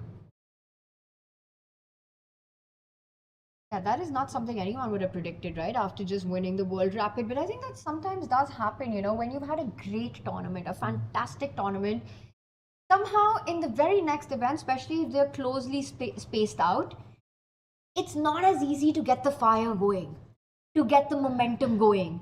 Somewhere in your mind, you're sort of reliving the highs of what has just happened. Exactly. That, you know, you need that hunger, I feel, to an extent. I think for Arjun, it's a kind of a similar situation because he has just, you know, finished third in both World Rapid and Blitz, and now you could see in the first 2 games it wasn't the same Arjun. So I think that does play, you know, some part in this position. By the way, speaking of, she just went knight to g1, and I have no clue what this means. I'll tell you, I think I know what this means. She wants to reroute the knight to e2 and she wants to go f4. She wants to open up not only the g2 bishop but the c3 bishop as well, which is eye-lining the king side. Wow. Okay, nice. So maybe knight e2, g4, knight g3 like this, yeah? No, I was saying knight e2 and maybe f4. f4 as well. f4 as well. Or maybe now that you say g4, I like g4 too. There is this x-ray on the king, which I'm not so sure if I can make any use of it. But right now she goes knight d7, going knight c5, attacking both d3 and a4 at the same time. Alright, so complex battle this one, Sahaj, is. Let's quickly check in with Carissa Yip playing Nana Zagmidze. Nana with a loss against Rakshita in that previous round. For Carissa, it's been a great tournament so far. Both the knights are off the board. Two double pawns for white, a double pawn in the center for Carissa, a total of 3. We have 3 double pawns. Beautiful. A triple double? Triple double. Should we call it a triple double? Yes, I think a triple double. Is she a pawn up as well? Yeah, she's a pawn up. Yes, white. There were so many double pawns, it was hard to tell. But white does have an extra pawn in the position, which has just been picked up. And But now, b7 is hanging, exactly. attacking the rook. And Carissa, yep, I think about to be handed her first loss. This looks very, very good for Nana. Nana doing well in this one. A healthy extra pawn. The b pawn a passer, the a5 weakness that's there that can be easily targeted. Carissa looking at trying to create some counterplay on the king side with a move like h4 to follow up. But Nana in control in this one. So let's go back to our open section. And I want to take us straight to Hans versus Vishy, who I can see in the background here. Vishy just made a move. And look at this. Vishy is completely outplaying Hans with the black pieces. Vishy could be winning. What do you have to say about our featured chat? What would you like to say to AnnB0_5? Sehaj talking about not touching golden pawn and Vishy moves F. Oh, beautiful. I think if anyone can break that, it's Vishy. I mean, if it's Vishy doing it, no problems, yeah. And he's winning as well. Crazy. Yeah, what a move F5 was. You know what? Because of that feature chat, let's go back to that moment and replay till we got to this point. Vishy now with a big advantage against Hans. You just want me to live that Yes. sort of featured chat I again do. and Again and again and again. So takes d4 happens. She takes on d4. Pawn takes d4. Knight e3.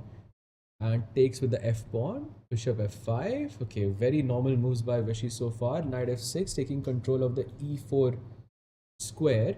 White goes bishop c2. And then knight to e4 happens.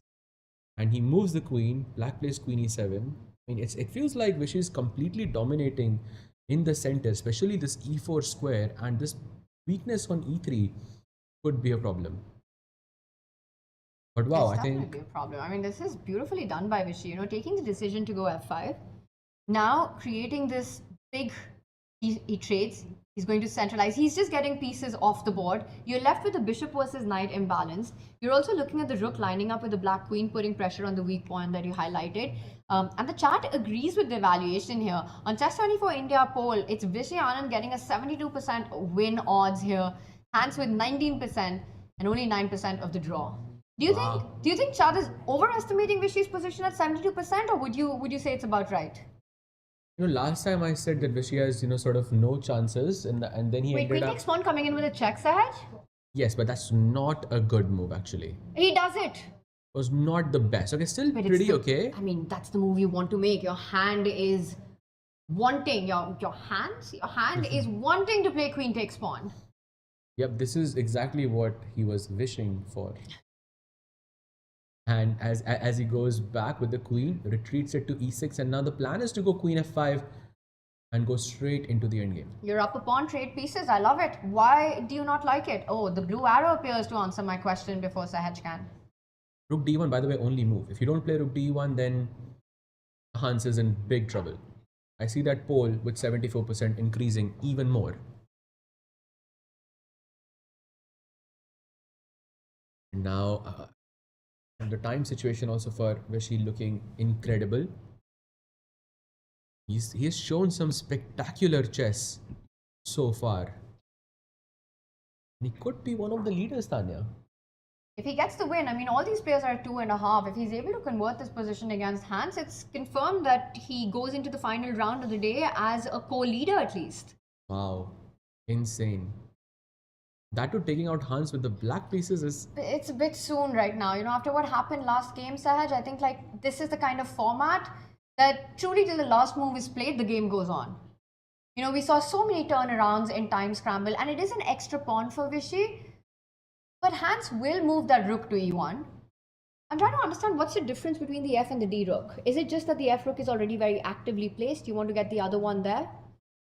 Also taking away queen f6? I'm guessing after rook f e1, you don't necessarily have to go queen f5. You can play queen f7, queen g6. Yes. maybe even queen c4 is possible. And the problem is that once you trade these queens off the board, when you play rook e7 check, you want the rook to be on f1, where it creates discover attack ideas along the f7 square. So this is why rook de1 is really, really important for Hans to play, hands down. All right, guys. So Vishy with the edge in this one. By the way, Arvind with an advantage against Wesley. Let's check in on that board. Wesley, so currently with a very solid performance, he's on 2.5. So on the leaderboard, right up there after a first round loss against Vishy. Suffering in this position with the black pieces. I mean, the bishop on f8, the rook on h8, so far behind in development. You don't even have an extra pawn to show for it.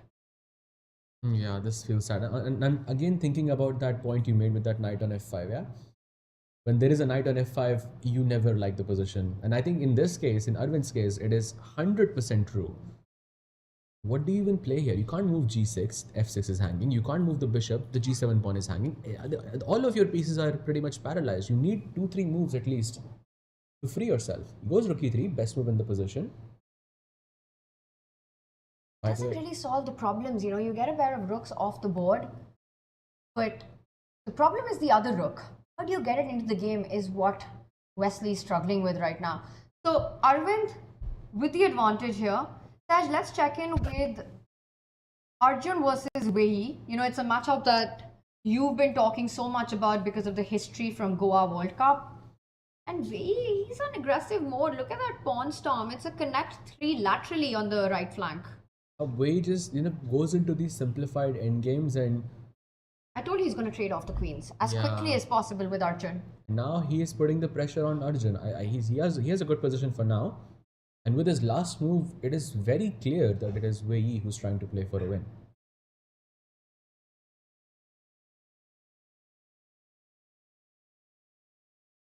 Question: where is Arjun's counterplay? He first stops the activity a little bit on the right side, says, I'm not going to allow g4. If you play it now, I get an open h line for my rooks. And the h7 pawn hangs. Also, like, positionally speaking, g4 wouldn't make a lot of sense because you always want to make captures towards the center. I have a feeling if Arjun hadn't stopped it, maybe Wei would have gone for the g pawn, the h pawn, g4, h5, h4, everything 4. He plays e4. He still says, okay, I can still put at least one pawn on the 4th rank. Maybe f4 also incoming, Tanya. I have a feeling the plan for Wei here is he wants to trade the bishop with bishop f6. Then he might even trade the knight with knight e5 and then look at infiltrating with the rook on that d2 square. Get the bishops off the board first. It's the most active piece that Arjun has. It's a key defender in the position. So clinical, actually. Take away the first defender, take away the second defender, and then infiltrate. But unfortunately, White will also make moves, you know. If only chess was this simple. I think Arjun will definitely find some counterplay here and there, but I do like the idea of bishop f6. He goes knight d2. I'm guessing he wants to place his knight on b3 and maybe to d4 now that the d4 square is vacant. Also, this move discourages bishop f6 because knight b3 comes with a c5 check forking idea. Oh. So this might be a hidden agenda of Arjun's knight retreat. There is another very crazy move here possible for Arjun. It's the move that For Wei, you mean? No, it's for Arjun. But Wei was thinking about playing this move, but now Arjun can play it himself. g4? Exactly. g4 for the score. Huge threat here in this position That's because actually very nice. I mean, the moment you see it, Yes. it looks great for Arjun. Yeah, but if you take out this pawn on e4, then I think Arjun's chances really increase. How are you evaluating building? The bar says it's completely level. At first, optically, I thought Wei with the space advantage, the rook planted on d3, the knight potentially coming to e5. I liked Wei's chances, but this very practical threat of g4, it confuses me a little bit. And I think it's not as level as the bar indicates. Yeah, sure. I think with g4 incoming, Arjun's chances are fully back in this game. Oh, Sahaj, meanwhile, turn around in the Vishy game. Or not actually. I think Vishy's still doing well. Wow. Let's head back. I saw a rook on e7 and that terrified me a little bit. But Vishy still up a pawn. We saw from the blue arrow, g4 was the move. And he goes rook f7. Still, I think a pretty decent move. I think Vishy is just trying to say, let's trade off these rooks. I'll bring the other rook to f8. Let's play rook f7 and let's trade all the rooks. I'm an extra pawn up. I should be winning that. I like it. I think it's like a good, it. simple, yeah. It's not, even if it wasn't the best move, I think from a human point of view, from a human perspective, this is what you want. You're up a pawn, you trade pieces, you neutralize pressure, you're not allowing any rook d7, rook e7 stuff. Meanwhile, Hans, he's getting the other rook in, he's threatening some checks, he's attacking the h6 pawn. By the way, huge mistake this was, because now I'm trying to make sense of it. I've already seen the move. Okay, he takes it. Wow, that was the best move. Vishy He trades. about to have a winning advantage if he finds the next move, and that move is g4, by the way. Or rook f8 also works. Played. Wow. What? Oh, that was a little glitch. I'm done with blunders for the day. The previous game also, it was a rook for Vishy's game. Yeah.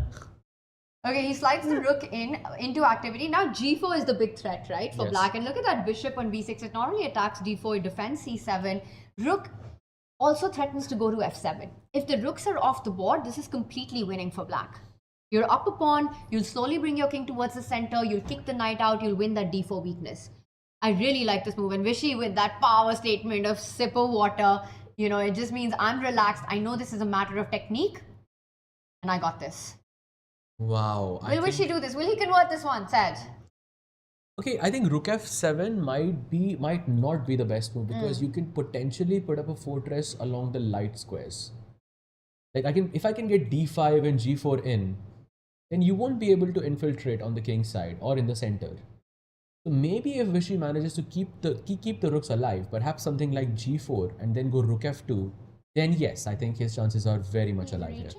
Say for the rook is what it felt from that hand movement. No, it's the other side of the board. He pushes the a pawn first, slowly improving the position on the left flank. This gives Hans just the chance to play g4 though. That's might be a bit. For some reason, Vishy doesn't want to make that committal move g4. He feels like that's a weakness. Maybe he doesn't like that pawn can be targeted. He wants to keep everything under control. Right, I think that makes a lot of sense. And there we have a featured chat saying go Vishy. And I think we're also rooting for Vishy in this sense, because he's one of the tournament leaders. He has played spectacular so far. All games he has more or less outplayed his opponent. And now he has a golden opportunity to take down Hans Niemann with the black pieces. Do you like Akshay Kumar? Oh yes, I think he's great. But and what about you? An actor. Brilliant actor. What's your favorite movie of Akshay Kumar? Has to be Welcome, no? Oh, Welcome. Funniest movie ever. Okay, so Hans gets his king to the center of the board. And that looks like a very active piece. He's playing on the light squares right now. Is this another moment, another opportunity for Vishy to go g4? But the fact that he hasn't played in the last few moves, Saj, makes me feel like Vishy doesn't want to commit to that g-pawn moving forward. G4 looks very good, but also A4 looks good. A4, rook f. You want to play rook f2 at the right moment and put pressure on the b2 and a2 pawn. So you can play g4 at some point. You know, with his last move, king e4, Hans has said, I will never play g4 myself because there's rook f4 check incoming. Now, especially that the king is on e4. You know what Hans wants to do? He wants to go king d5, king c6 and really use his king as the most aggressive piece in the position. Wow. He's not going to stop at e4. Alright, while this endgame is going to be a grind, Vishy on the advantage. He's pushing for a win here. Let's do a quick roundup on all our boards. Sahaj, Wesley has made a comeback in his game against Arvind. He's got the bishop pair. Let's jump to that board right now. We'll go quickly over this. He's playing with the bishop pair, the rook very active on e5, controlling the open line. The black bishop looking at lining itself on g7 on a beautiful diagonal eventually. And somehow things have gone wrong for Arvind. I'm not even sure which color I'm choosing here. I'm picking black. I'm super biased to the bishop pair. But this knight on d4 looks pretty strong, no? I can put my knight on c5, maybe play c3, something like this. Alright, so you're saying that both sides have their... Yeah, but easy to go... I think it's much easier to go wrong with white here. He goes a3 and he first consolidates. Alright, so let's just say that this is a double-edged endgame, Sahaj. Arjun versus Wei, meanwhile, the bishops did get traded off. The plan that we were talking about has happened on the board. But he has this pawn on c3. Which Just go back to where we left it and let's see how we got here. is e4, knight d2 happens, bishop f6, knight b3, he takes. Arjun recaptures with the rook, takes again and pawn takes c3 and just king f6. Basically, I think the position is equal. Arjun getting knight d4 in. I think we are just seeing a very healthy draw here. Yes. Maybe Arjun also has some chance to win because black has overextended on the king side a bit. And especially if you go knight takes knight, you capture in the center, then you've got this rook b1 ideas, you play for this b file. I still think this one ends in a draw. I'm only worried about Wei's clock here. Wei instead targets the c pawn indirectly right now. Threatening knight takes knight, threatening knight a5 ideas, but most likely to end in a draw this one. I think possible, yes, possible. Because Wei is ice cold when it comes to having, low time on the clock. Nihal Sareen, meanwhile, is also putting pressure on Volodar Murzin's clock, Sahaj. What do you make of this endgame? I just think Volodar is having a really bad tournament so far. And yeah, I think Nihal has another golden chance to win this match for sure. I think he started off the day by defeating Hans, and now I think he could be one of the leaders. What a nightmare this has been for Murzin, the tournament so far. Nihal fully locked in. Let's go back to Hans versus Vishy. Said moves are coming in fast and quick. Once again, Vishy with a 2-minute clock advantage. He did commit to g4. Hans looks like he's creating some dynamics on the king side there. The knight about to join in from that dreaded f5 square. Vishy slides in the rook on the second rank. He's targeting all of Hans's pawns. To be in fact, and also rook e2 check is a great threat Oh, here. that's a huge threat. What do you even play here? Is Hans just done? The knight f5 is not good because this rook takes b2 hanging and it's supposedly winning. The only move here is knight g6, which I don't see the point of. He does it. He goes for knight to g6, or is that your analysis? No, that's my analysis. Okay. This is the only move in this position that kind of does not lose for Hans. And I'm sorry, but I'm not even sure why I would consider this move knight g6. Knight f5 just looks way more natural, no? Knight f5, then you're allowing rook e2 check, and you'll have to come back, or you go forward with your king anyways. Same idea. Yeah. A bit of a strange decision for Hans and not an easy one. Not an easy one. Where to place the knight? I think intuitively I agree with you. You want to put it on f5, you're targeting h6, you're defending your rook. Knight f5 is what I would play here, I think. Makes a lot of sense. Also, you want to take the pawn on h6, give some checks, put the king forward. And yeah, I mean, hope for the best, but... Meanwhile, we're getting also an update that in our women's section, Harika's game has ended in a draw. Sahaj, that is against Katrina Lagno. Nana Zagnidze completely crushing against Carissa Yip. Wow, let's take a quick look and see what's happening. Jump to that board. Wow, the tournament leader Carissa Yip about to be handed her first defeat against Nana. Everything we spoke about, the B pawn has gone up the board, the A5 pawn falls, and there isn't any tangible big attack against the white king. That H3 pawn is actually helping Nana. That is like the umbrella that you want for your king, making sure that Carissa has no inroads towards the white king. Exactly. I mean, if this pawn didn't exist, then you could have some attack along the H file, but now it's nothing. Nana doesn't even care. She literally doesn't care. She doesn't even think about capturing it with the queen, which would have left the E2 pawn hanging. She opens up the G line. In fact, it's going to be her rook that slides over. Nana Zagnidze in a commanding advantage here. Alexandra Goryachkina also with a winning position against Divya. Oh, wow. Goryachkina. Wow, there's E3 incoming, Tanya, and it's completely winning. The idea is after E3 you take, you give a check, and then queen just jumps to G3 and wow, this is just dominating.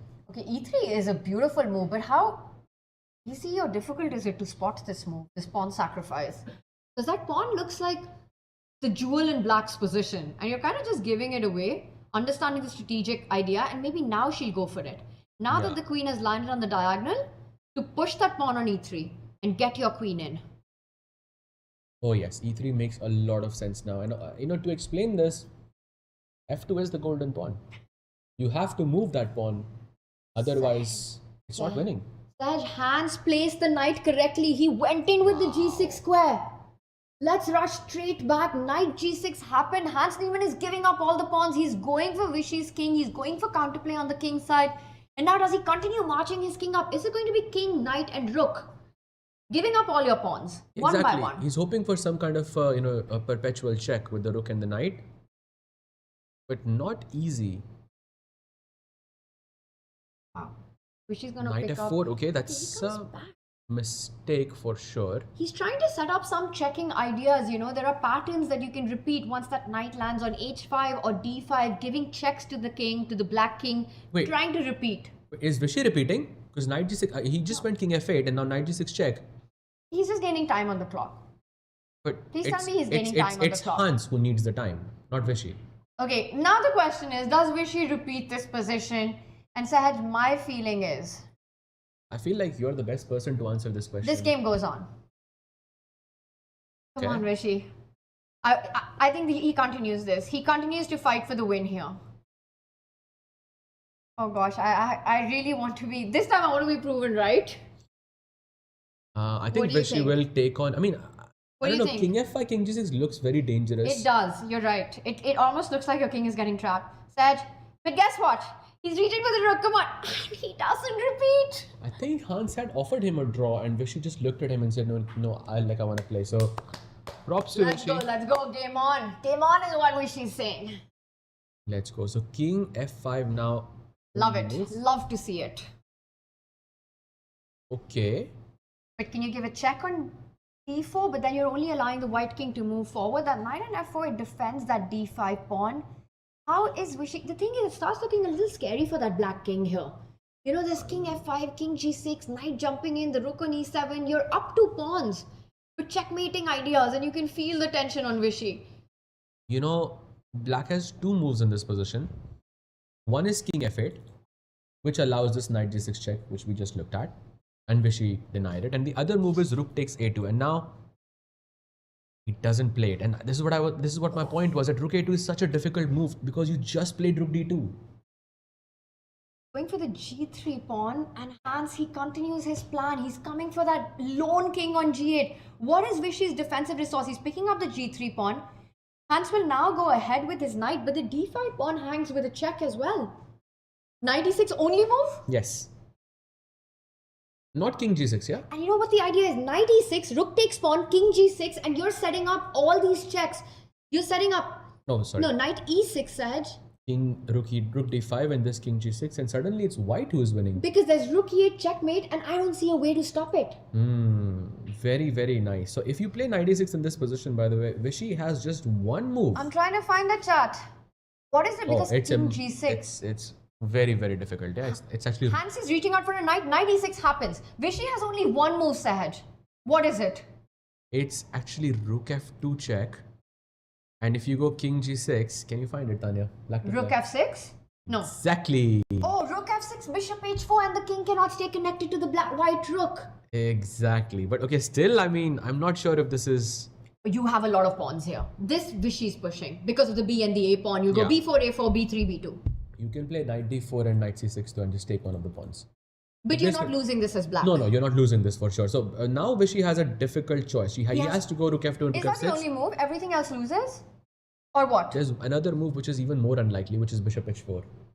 I don't know if he plays that. Bishop or isn't super unlikely. I mean, you can give a check, no? And then you can play king g6. And now I have these repetition ideas here. Yes. Okay, rook f2, rook f6. That is a tactical genius, and Vishy is one. He has spotted this so incredibly sharp as Vishy Anand. Beautiful, beautiful. King g6 now only move. Dad, what if I'm Oh, Vishy? what? Okay, this has to have surprised Vishy a little bit. No, I Hans think said Hans had thought- spotted rook f6. Yeah, but I think he thought that endgame was losing for Yes, him. because spotting knight c6 idea in the end is not easy, and you're just looking those queenside pawns going up the board. Vishy once again with a winning advantage. Wow. He goes g3, defends the pawn on a2, and now it's a golden opportunity to take this pawn on a2. And you can never be afraid of this king f5, king g6 anymore, because guess what? I always have. Rook to f6 check, driving the king away. In Exactly. fact, he comes back, offers that rook trade. And if the rooks are off the board, it's that b and a pawn that's going to start marching up. So Hans has to keep his chances alive. He can't trade. The king goes to h7. Now the king is completely safe. Saj, Vishy is winning one more time. Is there a repetition? Knight f8, knight e6? Oh, he goes rook b8. Does not go for it. Now b4 is The possible. black king would have come out to f6 in that case. So no repetition incoming. And now I think Vishy is safe, yeah? Completely safe. b4 is beautiful. Oh, He look goes at king that. g6, okay. He's saying, take my queen side. I'm going to drive your king back. The rook will enter to f3, h5, rook f3, win that g3 pawn. Amazing. And by the way, Wesley So has just defeated Arvind Chidambaram with the black pieces. That's an update. Big win for Wesley, who's up on the leaderboard after that first round loss. Vishy now centralizing the king. Will he join Wesley with 3.5 points? Goes rook h8, attacking the pawn on h6. No, and now I feel like this move like c5 is very... Oh, actually he plays it. Wow.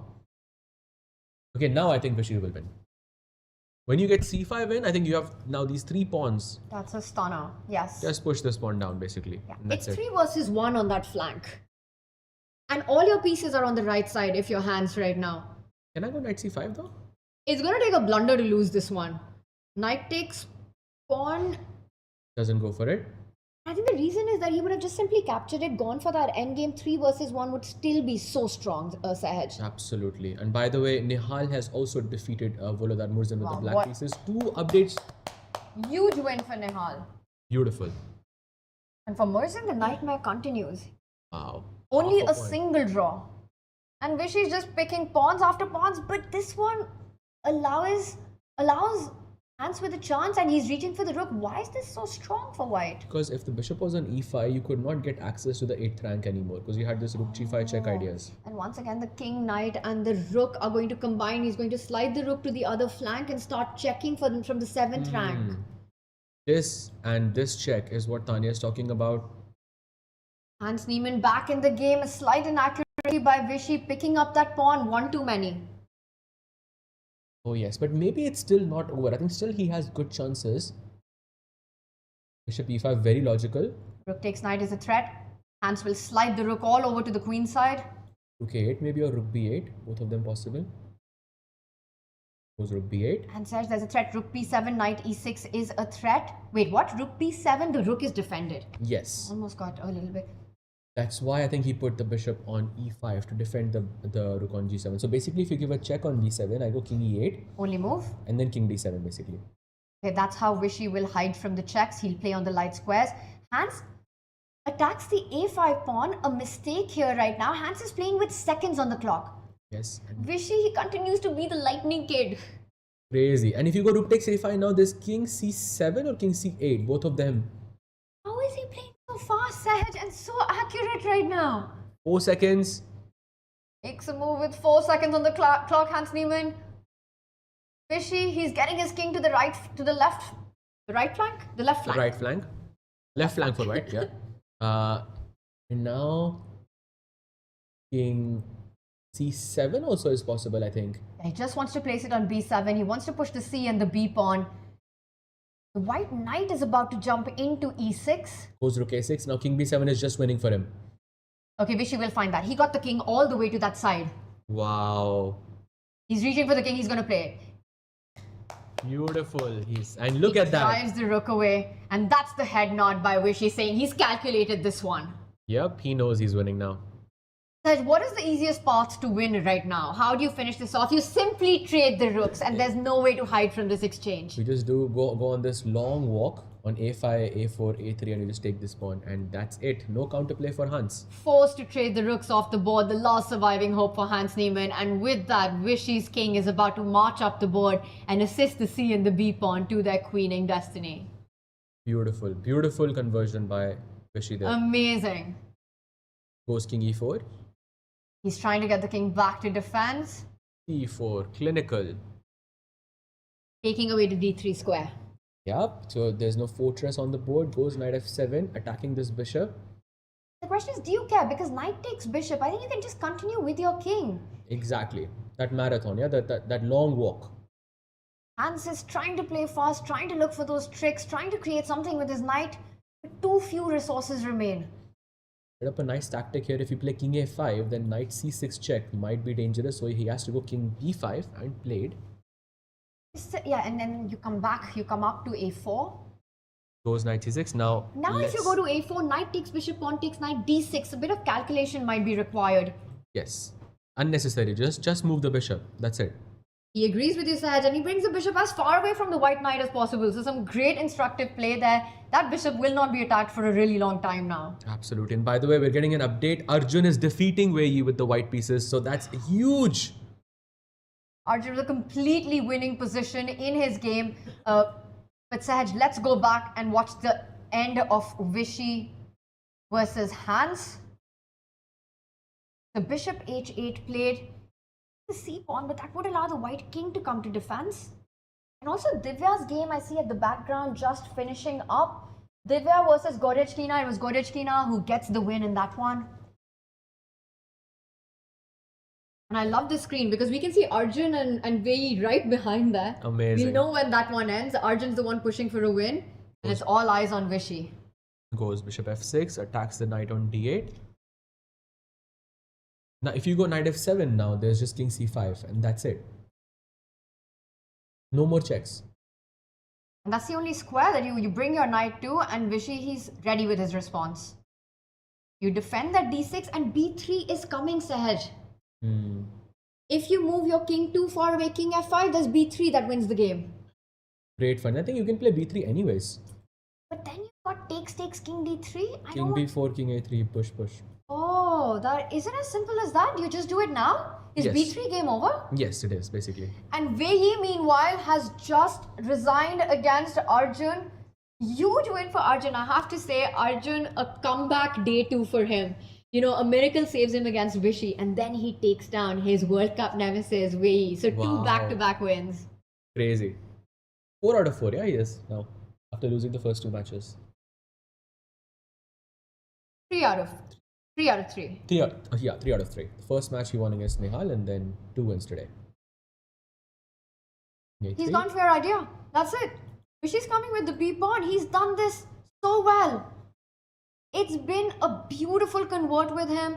King will move forward. Hans will be forced to give up his knight for that pawn. The bishop on e5 guards d6 beautifully.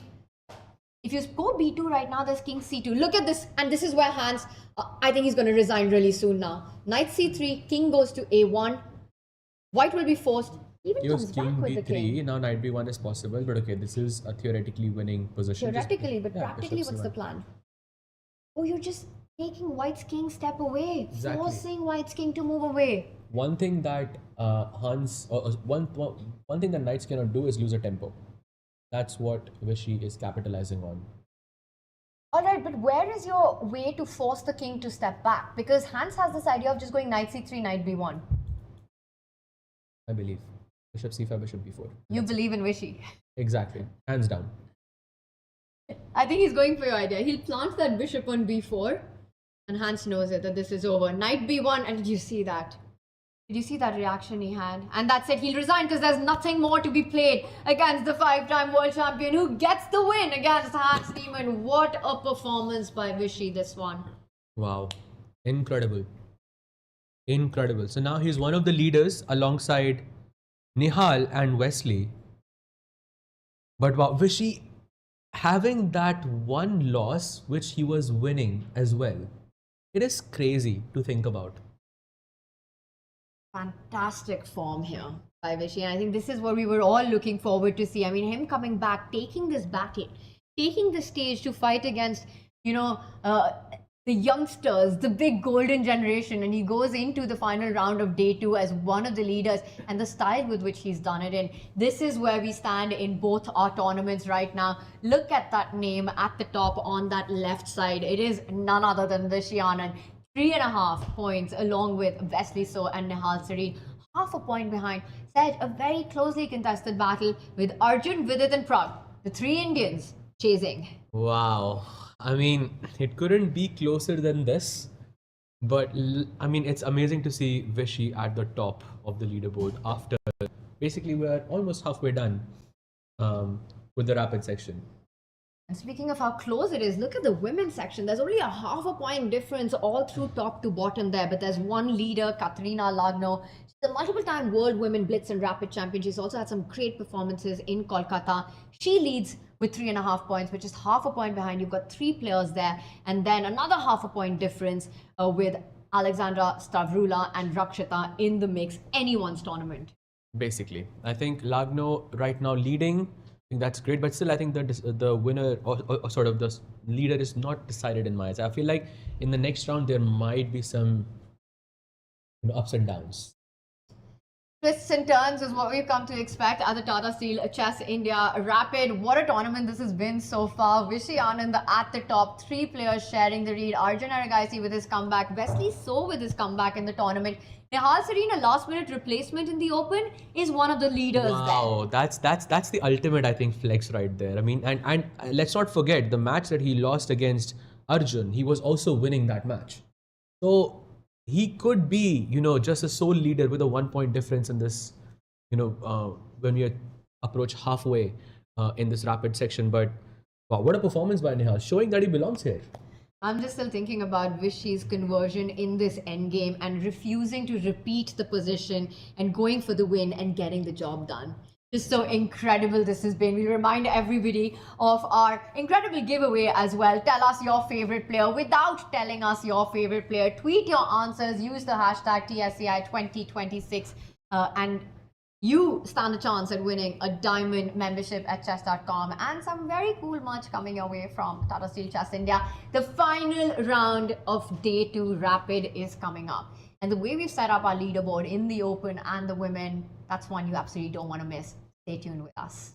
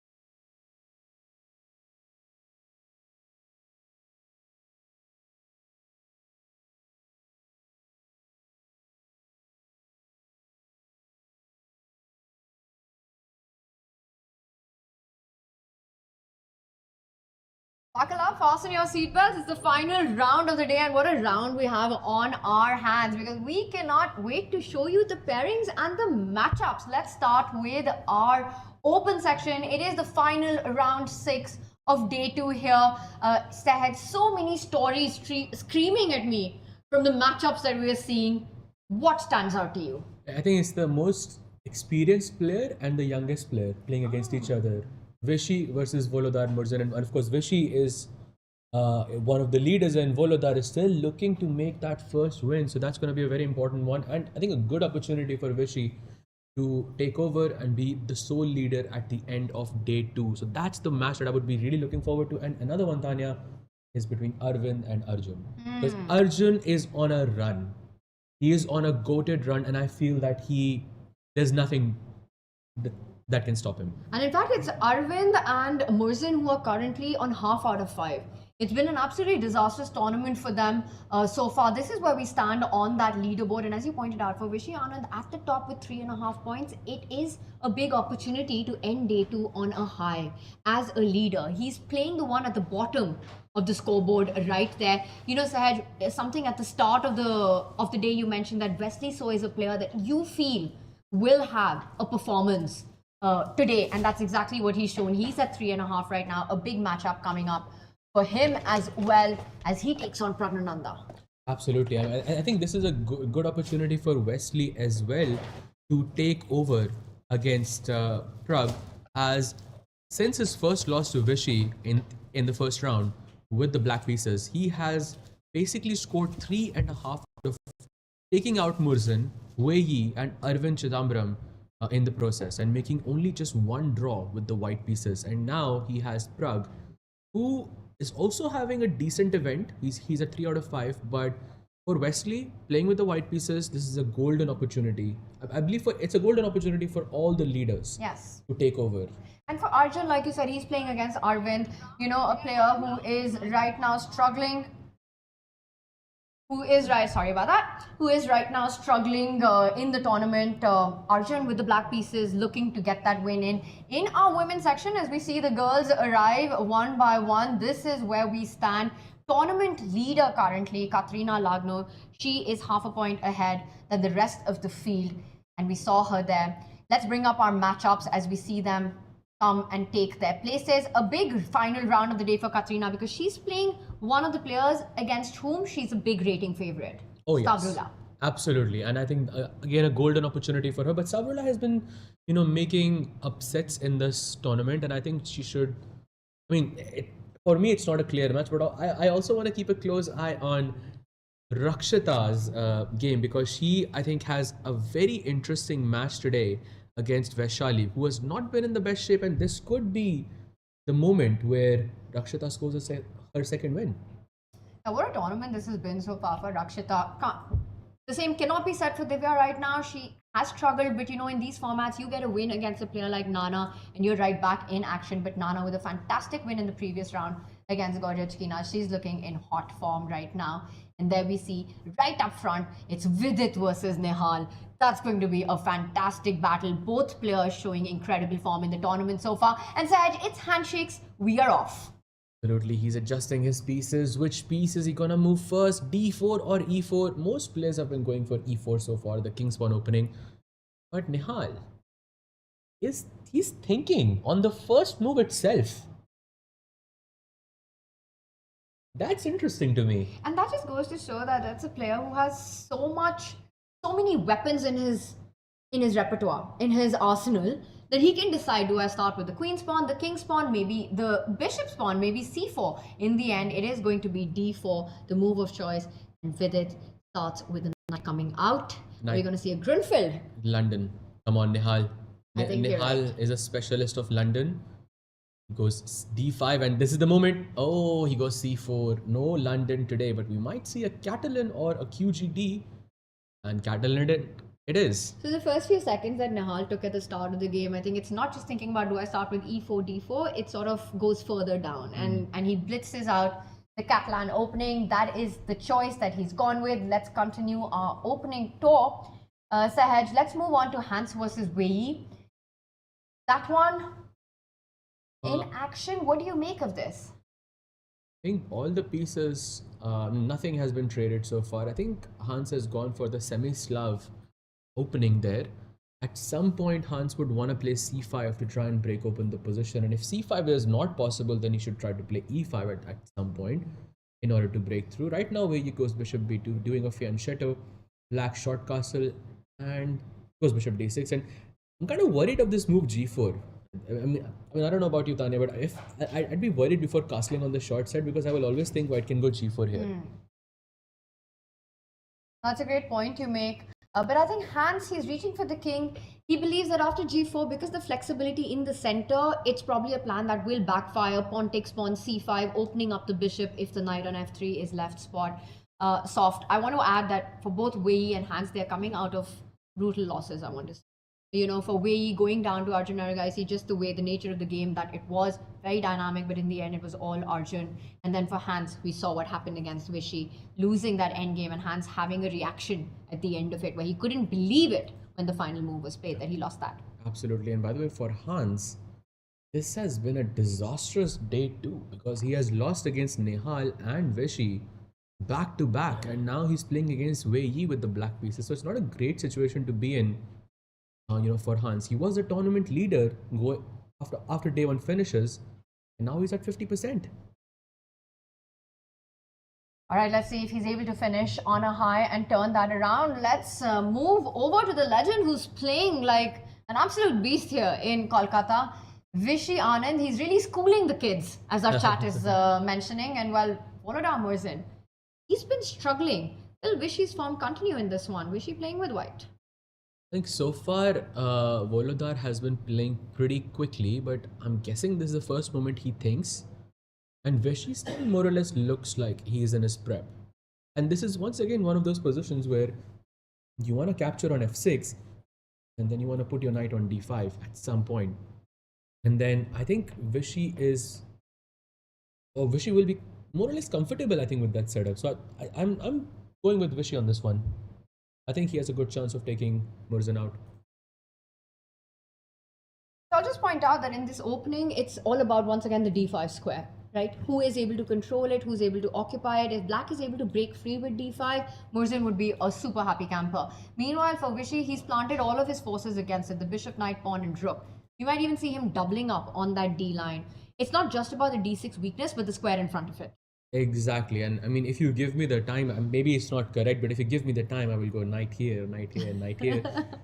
And, then it's just going to be a dream position for any, Sicilian player playing with the white pieces. So, looking solid for Vishy so far, but okay, still early days. Let's see how this match unfolds. Is there any other match that catches your attention, Tanya? Well, let's continue because it's early opening days, and an opening that does catch my attention is in fact Wesley So versus Pragnananda, because Wesley has managed to get his pawn all the way up to c5, gaining space on the queen side, eyeing ideas like b4, a4, b5, a5 really coming for it. Prag immediately strikes with b6. Surely you cannot play b4 because now the problem is black can play a5. This is a very typical trap. If you play a3, now black can capture, and this rook on a1 is not defended. Now, had my bishop been on b2, then you could play this sequence of moves with b4. But since that is not possible, you have to capture, and he does. And black goes a takes b6, and now short castle, and this is the current position. Wesley looking, I think, pretty solid so far. But I also find Prag's position quite healthy. The rook on 8 without making a single move almost feels developed. You have the break of c5 later on in the game. No big weaknesses to talk of. Far away, but I want to point out the more pieces that get traded off. Imagine if you go into an endgame, then I would agree with you. I think Wesley might even look at the a passer becoming a key piece. And I know that's a far way off because God did place the opening in the middle game before the endgame. So we'll see how this one progresses. But let's continue with our final opening in the open section, Arvind versus Arjun, and that's a super fun one. Of course, it is Arjun. Every single game, of course, he has gone for short castle and g5 yet again, and he has the position that he feels super comfortable in. And by the way, for Arvind, this has not been a great tournament. In fact, he has had 4 losses back to back, which is painful. Okay, this is such a great visual that we have in front of us right now before we deep dive into the position. You know, you've got Arjun versus Arvind. Right at the back, you've got Vishy on the board in action. Up front, you've got Hans versus Wehi. I mean, such exciting names. And then you've got the auditorium there and fans. It's late in the evening, but here they are enjoying chess. Amazing, yes. I mean, especially the fans. I think that's what I really like. Action-packed, completely full house. Love to see it. And in the back, we see Hans and Wei also, fighting it out. And on the right, you see Wesley as well. Yes, and is that with it, I want to say? Yes, that is with it. Just up front there. Maybe we should have taken a picture and asked the chat like how many grandmasters can you name? Very high ELO average as well there. Speaking of fans, Sahaj, we've got very cool surprises for our fans. There's a big giveaway going on. And the question is, tell us your favorite player here at the Tata Steel Chess India without telling us your favorite player. And tweet that answer to us using hashtag TSCI 2026. So tell us your favorite player without telling us your favorite player. And the winner will get a diamond membership at chess.com. But Sahaj, not just that. Check this out. There's a lot to check out. You also win 4 t-shirts, I believe. It says your weapon, some really cool Tata Steel Chess t-shirt. I'm gonna go really quickly with this. Let's choose your weapon, by the way. Yes. So all of this coming your way, that's a lot. I think I want to enter this competition right now. So actually hold this for Yes, me. I'm actually thinking about it myself, and I will say what my thing was. Maybe you can just put a bow and an arrow. Then there's this cap. There you go. You can win this as well. There we go. And then there's a black and white Tata Steel Chess India cap. And this is something I believe that. My hair. A very cool chess keychain. Need to get back to chess really quickly. And there is a surprise gift in here which I haven't opened up. Not sure what that is, but sounds like a lot. Sounds very cool and very fun. And all of this. All of this? No, it's fine. Okay, you want to keep it? Yes, I'm keeping this. So. Oh, you're just keeping it. I'm keeping So this. all of this you can win. Enter, tell us who is your favorite player without telling us your favorite player. Twitter is where you want to be at, hashtag TSCI 2026. And with that, we return to TSCI 2026. Sahaj, Arjun, who's found his form on day 2. And speaking of form, he's also potentially hinting at Rook G8, G4 coming for Arvind's king. I think Rook G8 and G4 is the key to this position. Ooh, nicely done. Very nicely done, Sahaj. Yeah, Rook G8. I'm still not Would giving you it also back. say that Rook G8, G4 is the key to the position? No cap? Wow. Wow.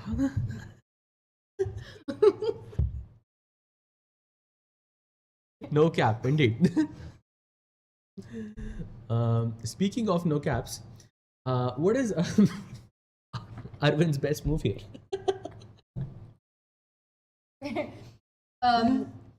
Yeah, that's a very tough question. I will just say one thing, that I would want to be black in this position, even though it's level right now and Arvind has no weaknesses. It just feels like with little time on the clock, you don't want to be facing an attack, and the clock exactly tells you how difficult it is to find a move. You're white.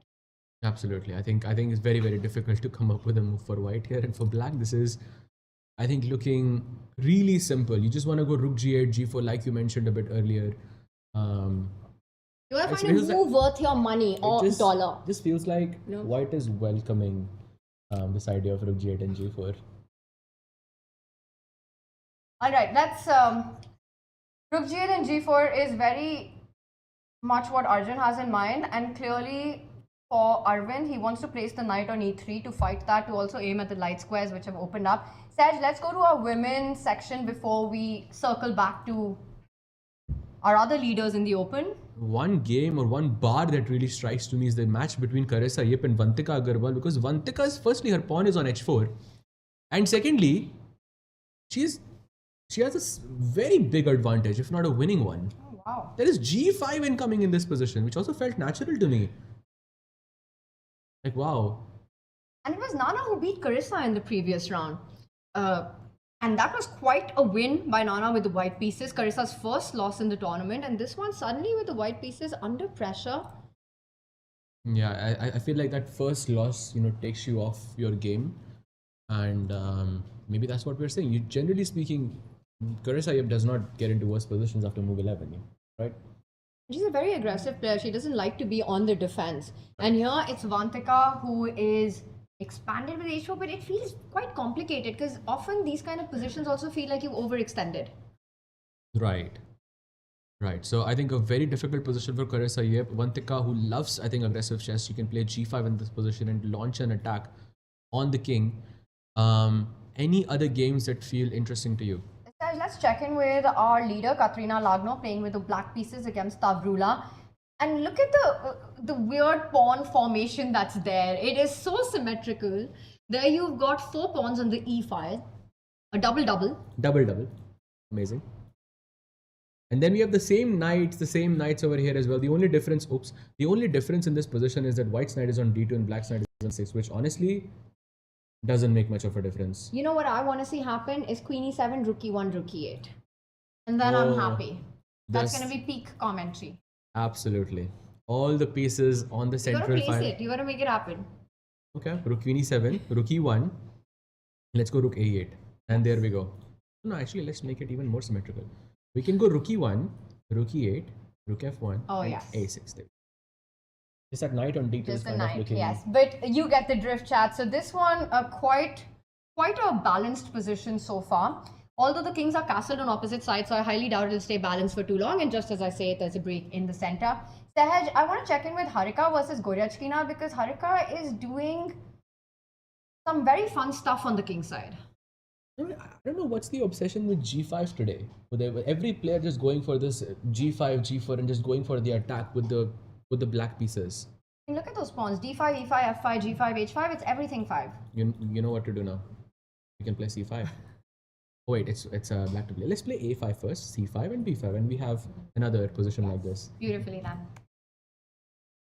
All right, on that note, let's circle back to our open section. Harika's position, very double-edged this one is. Sahaj, where do you want to start? I mean, Arvind versus Arjun also looks kind of interesting because he has sort of set up that king h8, rook g8, g4, the key idea in black's position, and now g4 is incoming. He takes the knight on e3, and now g4, by the way, is a very, very real possibility. Did go for the plan that we were mentioning. I mean, this is exactly what he did against rook g8, g4 is exactly what he did against Vishy as well. Yeah. You know, exactly. Opening up the G line, putting that king on h8. So it looks like it's one of Arjun's favorite trick in the book. Exactly. To get the attack going with the black pieces. With black, just play g5. With white, just play g4. I remember his game where it was in the QGD with the white pieces. He played g4. Black just took it, and then he just played just with one pawn less, and he just completely crushed. This happened in the Global Chess League, by the way. Beautiful game. This is Arjun's go-to. And it looks like Arjun is going towards a fight that he wants to play for a win. Let's move back to Vishy versus Murzin. Saj, we thought Vishy's position looked very comfortable. He has the better bishop, better light squared bishop, which cannot be challenged. And he's offering a rook right now. Knight takes rook. He's looking at picking that piece up with his bishop and then winning the rook on a8. Do you take the rook on a8? Like if, let's say, first of all, for everyone, queen takes c2 is not possible because I will just capture this and the rook on a8 falls for free. So black has to play something like queen c7. And now my question is, do I have to take this rook on a8? Because to be honest, I like my bishop more.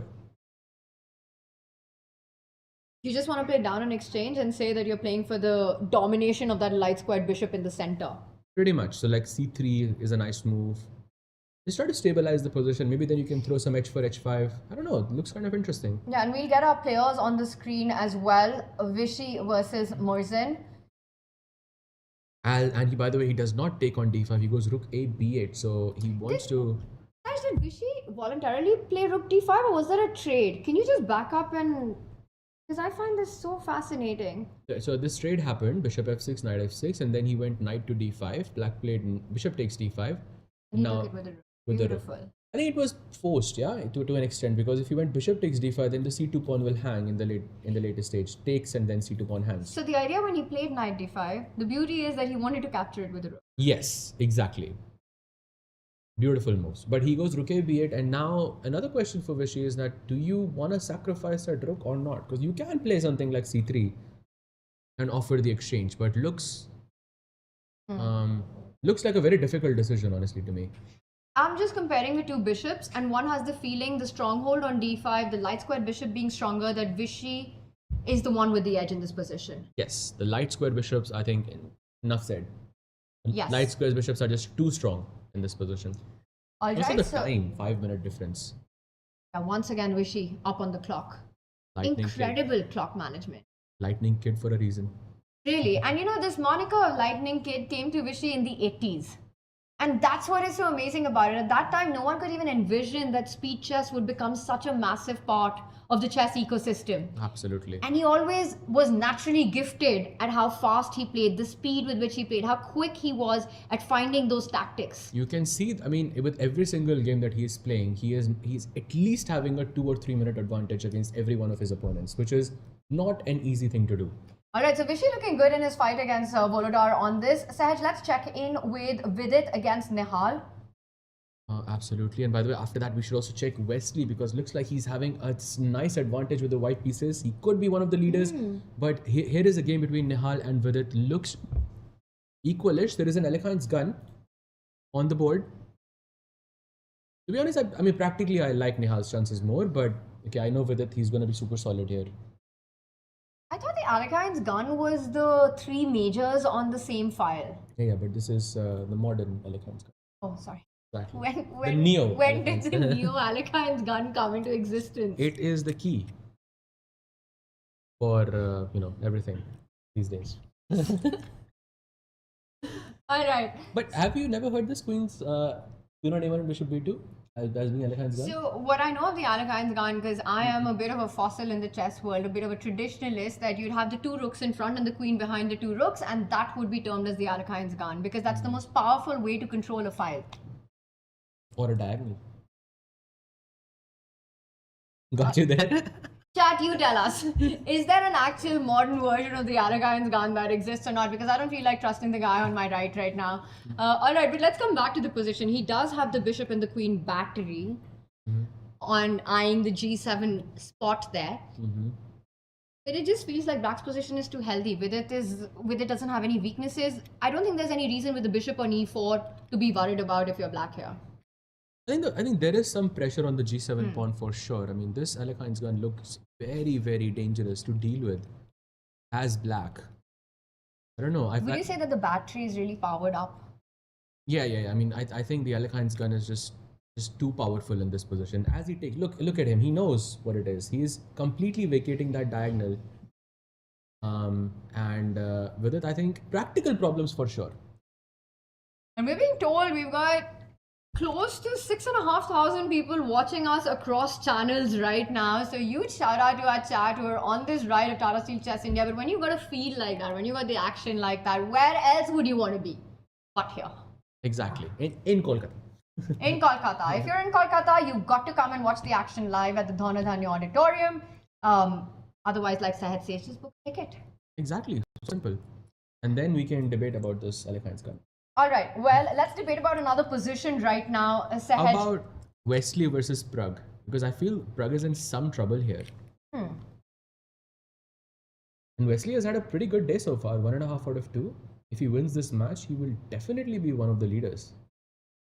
What a crazy position, non-standard position this is, right? Wesley, who is so solid, has gone h3, g4, weakening his king side there. The f file is open. Prag, for some reason, didn't capture towards the center. Sahaj, to make sense of this, I think we have to backtrack. We need to start from the beginning. Okay, let's go back. This was the position e4. Okay, so we had a French on the board. He takes on d5. Interesting decision. Knight f3, bishop d6, plays c4. I believe this is where we left the position where when Wesley pushed c5 and he pushed, he retreated his bishop back to e7. And then after this, black had gone b6. We took on b6, pawn takes b6, short castle, bishop g4. So far, I think pretty normal. If black can take on f3, but I'm not really sure if this is a good decision. I would honestly go bishop h5 and keep the tension with the knight on f3, even though I like the weakness that it creates with the d4 pawn. Black goes bishop h5, and this is where Wesley does not give him a second chance. He goes g4, kicks the bishop away. Black plays bishop g6, and now knight e5. Super aggressive, plays c5. I'm sort of breaking in the center. White goes bishop b5. Takes, pawn takes, and now queen takes d4. Pretty much f takes g6 was the problem. And you know why this was a problem, Tanya? F f takes g6 was the problem, because the other pawn taking on g6 would not have moved the golden pawn. It's time and time again and again. about the golden pawn. It's all about the golden pawn. Plays f takes g6. It opens a file, but moves away the golden pawn. And now, And it has a question mark.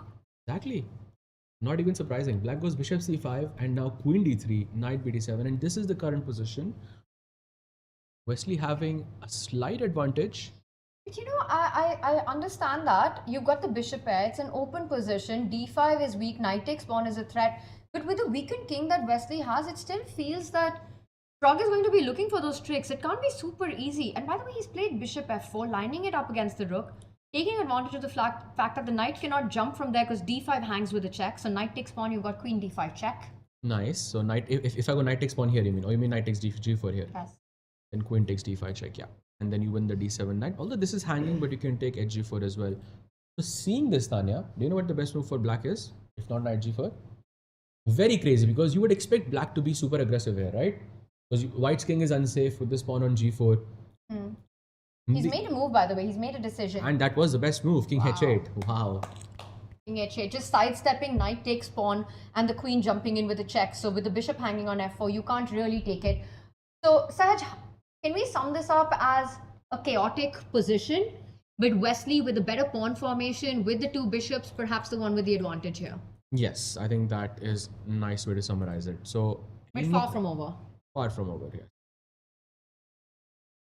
Still good chances for Wesley, but yeah. I'm being informed that in our women's section, Rakshita, a player that we've been so impressed with, is having a very good position currently against Vaishali. She's playing with the white pieces, but looking at it, I am inclined to not believe that. And the reason I say it's that because Vaishali has control on the A line and she's eyeing B4 at the right time. It's in fact a threat. Her last move, rook a8, b4 incoming, which would create so much activity against the white pawns. No, I like white's position. I absolutely. black's position, sorry. I would absolutely hate to play this as white. Yes. There is no chance to play for a win. Yes. If black just sits and waits, there is no plan for white basically. And also, let's not forget the idea of g5, which has been the highlight of today. So Vaishali, I think, looking very good, but her time is less, so anything is possible. By the way, Vantika's board is completely nuts. Completely crazy. What on earth is even happening here? King's castled opposite side. Vantika's a pawn on h4, a pawn on c3, breaking open her own king. White's queen has managed to get all the way in. It better not get trapped. Rook g8. Luckily, you've got this f6 square offering a trade. Right. There is also rook takes g2 check, knight takes e5 check, something like this on the cards as well. This just looks like white should be lost for some reason. You know, and you're not... What's the material count here? You're not even down a pawn. What? You're not even down a pawn if you're... Am I doing it right? Yes. Yes. Right. If you're Vantika here... Blunder. And this is how difficult it is. Because right now, Vantika will start coming for that white king. Bishop takes pawn, blunder alert. But what's the knockout? It's bishop takes a6 first, which honestly is a bit weird to me. Rook takes a6, rook g8, and for some reason queen f6 is not a good move here. I mean, that's the only square. Oh, you have to go rook a8 check here. Oh no, this is not easy. This is not easy at all. In fact, she has to go queen takes b4 here. No ways that you take the pawn on b4, right? Why not? Because I mean, you're focused on the king side completely. I think maybe taking something like queen f6 is what I would do, but I think in the long we have term, moves, by the way. Vantika didn't trade on a6 ahead, so none of this has happened. she goes rook g8, bishop b7, and king b7. She's still winning. Queen f6 will be played. It's on the board, in fact. I am trying to find a way to keep the queens on the board, but the only way to do that is get the queen to f8, and I don't believe that's where you want it. There's only one move here that is winning for Vantika, and that is c2. What? Wow. Wow. Very crazy That position. is impressive if she just forgets about everything that's happening on the right flank and suddenly focuses her attention and says, I'm creating a passer one move away from queening. But once honestly, you see it, you can't unsee it. I would just play h3 or something, but that's a bad move because it connects white's pawns on the king side. Also, I wonder if you need to be a little careful of a move like b5, Sahaj. Because I want to point out that C2, B5, what is your resource here? Because queen takes queen, pawn takes knight with a check. Ooh. So the move is queen c5. So simple, right? I mean, this is the key line then. You're giving the knight on c6, you're giving the pawn on f7, and you're just saying that you are winning because... Queen takes c6, and now the rook on a4 hangs, and there is a checkmate. By the way, moves, of course, understandably, Vantika, you see b5 and you stop your calculation. Yes, basically. Very difficult to play over the board. She takes on f6 and ef6, and this means Carissa Yap is more or less back. Vantika has less than 2 minutes on the clock. Alright, so Carissa Yip with a fighting chance in this one, but Vantika will continue pushing. She picks up the f6 pawn as well, and currently she is up a pawn right now. Not even actually, it's even material. It's 5 versus 5. C3 is about to get traded off. Alright, Saj, let's go back to our men's section. We'll come back to this. And Prague versus Wesley. Not much has happened. Yeah, Wesley's still thinking. He's under 4 minutes. Difficult decision though. I mean, moves like bishop g3 really feel interesting. What should Wesley do? Why is he taking such a long time here? Bishop g3 just feels natural, no here? Yeah, he's been thinking for a while. We did a whole world trip in Tata Steel Chess India women, came back and no, Wesley did make a move because I just saw Prague blitz out. He did play bishop g3 by the way. d4 happens, After knight a a4 long and thing. then knight d5 happens. He's down to now 3.5 minutes, and I like the progress that Prague has made, He Progress? brings the nicely done. The progress in the position is strong. Knight f4 coming in. Only move by the way for Prague. Otherwise, he's almost busted. Speaking of almost busted, Vishy has made progress in his game against Murzin. So checking back in on that, we're talking about this light squared bishop that Vishy has. The crowning jewel in the position is still stands tall on that d5 square. He's now rerouting his knight from e1 to c2 to e3. And then move the bishop away.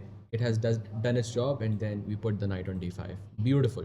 He stopped this idea of b4, placing the knight on c2 is also prophylactic. He's not giving Murzin any counterplay because b4 would involve trades, opening up the lines. Why allow that? Right now, Vishy with a good strategic positional advantage. Yep, and a great time advantage as well. 9 minutes. Murzin having less than a minute in this position. Unbelievable. That is huge. Actually, that is the biggest call in this position. Is not the board, but the clock. You can see Murzin is very, very careful, super alert to not make a mistake in time crunch situation. And now for Vishy, very, very simple moves. Seconds for Murzin. I mean, if he doesn't survive this, Vishy takes the win. He ends day 2 once again as a leader. Crazy. Huge if true. And now I think, Vishy is definitely leading. Has a very good chance of winning the game. Any other game that looks interesting to you, Tanya? There's a lot of trades on the Nihal Seti and Vidit board, but maybe we quickly hop onto that because more pieces are about to come up, and I think we're safely guiding it towards an endgame draw. But I think Nihal has a slightly better knight on e5. But yeah, more or less a draw, yeah? Just you take, play rook c1.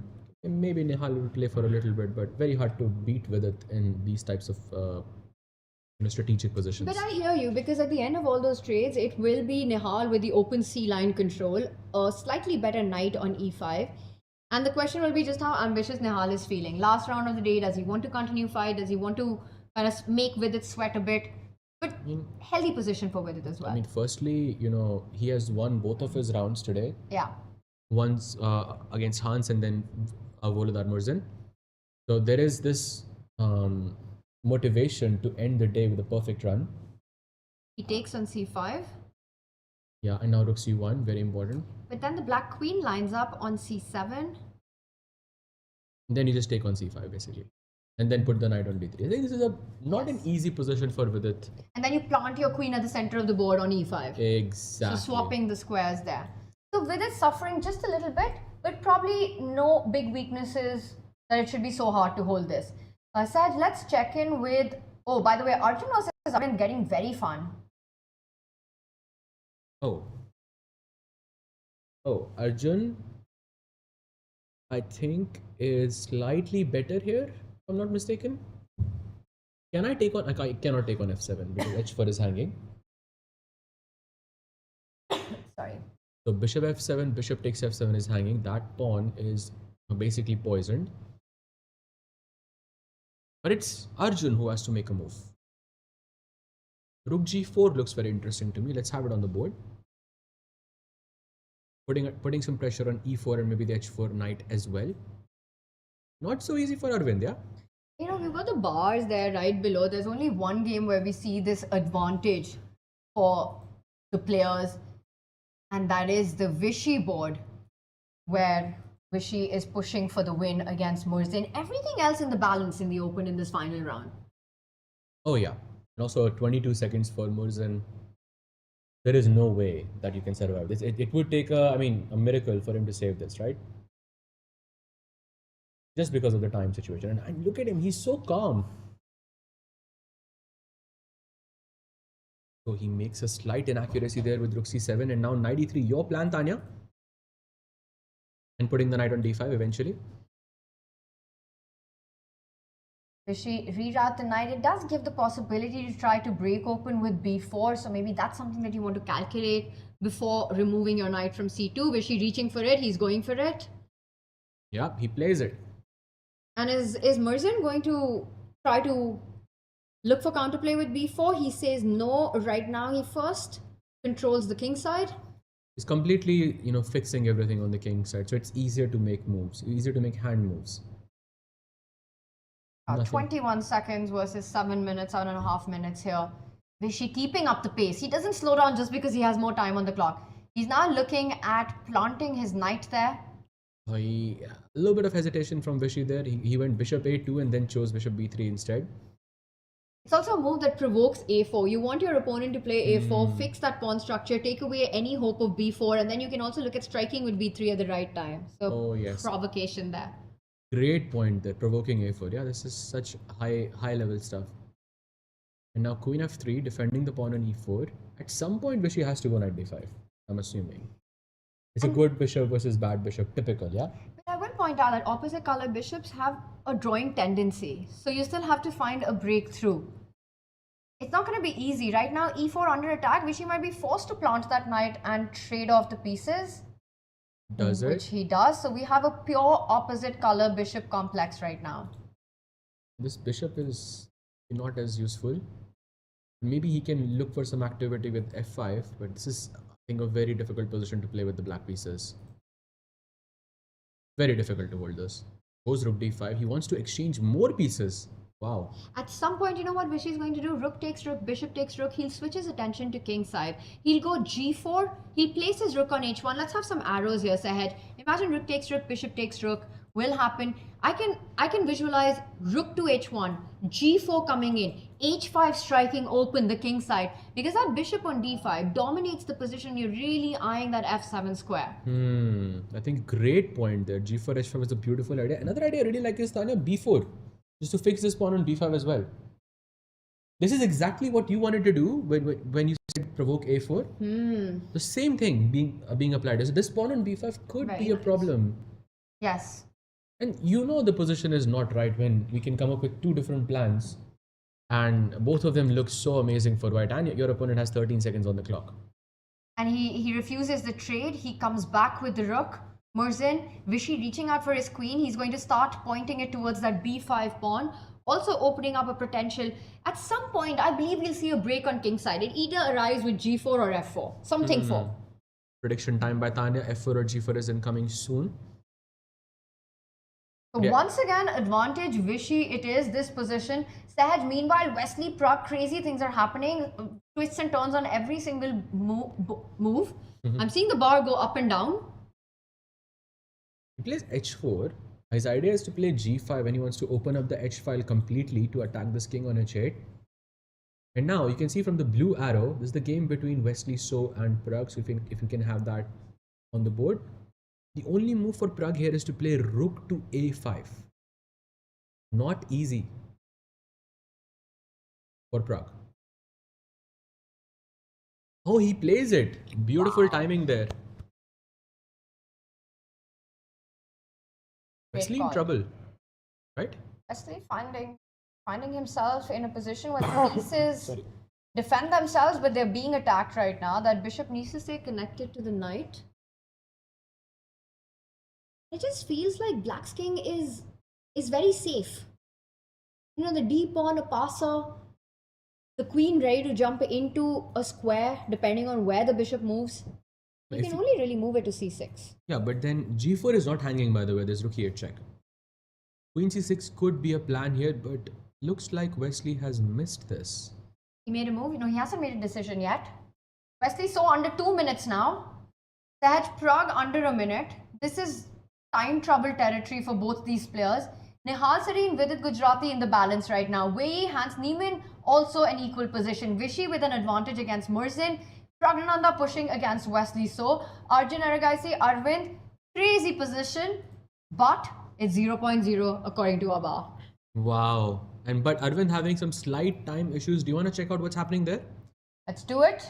Arjun Aragaisi making a strong comeback on day 2. Oh, he goes queen g4 in this position after queen d8. Queen e2, by the way, was winning for Arjun almost. And now Arvind having 20 seconds on the clock. Golden opportunity. Plays rook f2. Nice move defending the pawn on g2. And now it is up to Arjun. He cannot attack the e3 pawn. I think he was banking on the fact that he can take on e4. And I'm still wondering why can't he take on e4? There is something. Looking for his hat trick here, you know, he's looking for a 3 in a row. Starting the day with 2 out of 2 after 2 back-to-back losses on day 1. But What for a fighter Arvind he also, is. it has been 4 losses in a row. So it's Arvind hasn't had a single win. He's on Yeah. half out of 5. 1 draw against Prague and then 5 losses. That's a problem. Okay, Saj, let's go back to Vishy's board. We've been talking about his positional advantage, but Murzin, he's still keeping things under defense. He's offering a queen trade right now, denied by Vishy, You were saying right, you by don't the have way. time. You were right, by the way. G4 Yes. has happened. It was the plan that it just looks, especially with all the majors of black on the left side, you want to open up on the other side. And look at how Vishy's playing on the light squares, on the color of his bishop. The king, the queen, the 2 rooks, all of them placed on light squares. And the computer points out it's another light square you need to play on. Rook h3 defends the pawn and plays it.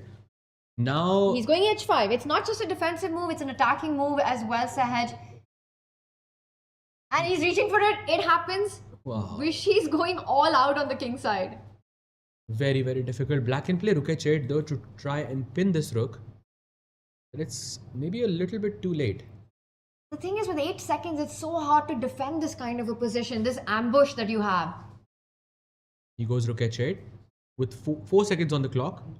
Now rook d3, only move for Vishy. Plays it. Wow. You know what he wants to do? He wants to now target the f7 weakness. He's just overloading black across the board. He wants to go rook f3 next. Pawn takes pawn is a big threat. Now that the rook defends the other rook. And Murzin struggling on the clock and the board.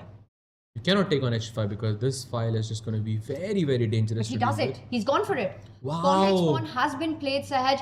Vishy lines up against f7 But he touched the rook, the d rook that is. and took it back. He placed it on f3 even. Rook dg3 is winning actually because you're winning the b5 pawn. And ignore the clock. It's going to get updated. We can see on our cameras that it's Vishy to move. Murzin did make a move on time and he finds it. He finds the precise move, pushes the king back, and he's going for the other pawns on the other side. And this is chess, right? You overload your opponent on one flank and you strike on the other. He forced all of Murzin's pieces on the king side only to win it on the queen side. Absolutely. Now, speaking of, he can just chop queen a5 as well. And then just be in the a pawns. You just push them all the way. Nice. Nice conversion by Vishy, I think. Completely winning. He does it. He checks that the rook doesn't have any dangerous discovered attacks with the bishop lined up, but that's not possible. No coordination between Murzin's forces here. He attacks the rook on g3. You Maybe simply you can play rook g4 or rook slide f3. it up. Actually, no. You're supposed to go queen a8 in this position, which is But is that the only move? one of the only moves actually. Because h4 is not really a threat, yeah? Because you don't have to move the rook. Just play queen d5, but queen a8 is the most precise out of all of them. I mean, if Vishy just ignores that threat, says the queen is pinned, and goes on counter offense, I don't even know how much more we can be impressed. But look at that, Sahaj. He's reaching for the Wow. queen. Wow. Pulls his hand back and he Ooh. places it at the center. Also a very strong move. It also eyes the d6 pawn. Rook f3 will now come with double, triple power even on the f7 square. Exactly. And now it's complete domination by Vishy there. 24 seconds for Murzan. This is such a difficult situation to be in. Let's not forget black can never play rook c5 because queen f7 is a checkmate. Also, such crazy position in Wesley versus Pragnananda. I don't know if we have time to just quickly check in with that. Maybe just for a few seconds and we'll come straight back here. Yeah, there's a pawn on d2, one step away from queening. Meanwhile, there's a fire on that right side. Gives the check, queen g2, okay. Is it going to be a repetition? Okay, Wesley is a piece up right now. That's an important detail here. Yes, he's up a piece and he's threatening a lot with that f-pawn. Prag gives a check. Now queen f3 perhaps, only move. Anything else is losing for him. Queen f3 played. Now it is 10 seconds. 9, 8, Oof. 7, 6. No. Make a move, Prag. You've got to move. You've got to... What did he do? What? What did he do? Oh my goodness. He doesn't make a move in time. There was absolute confusion there by Prag.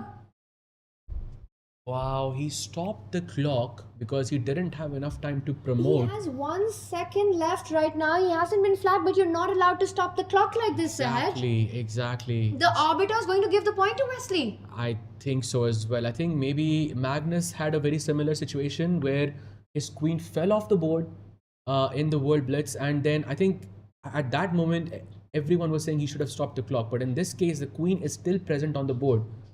So he should not have stopped the clock there.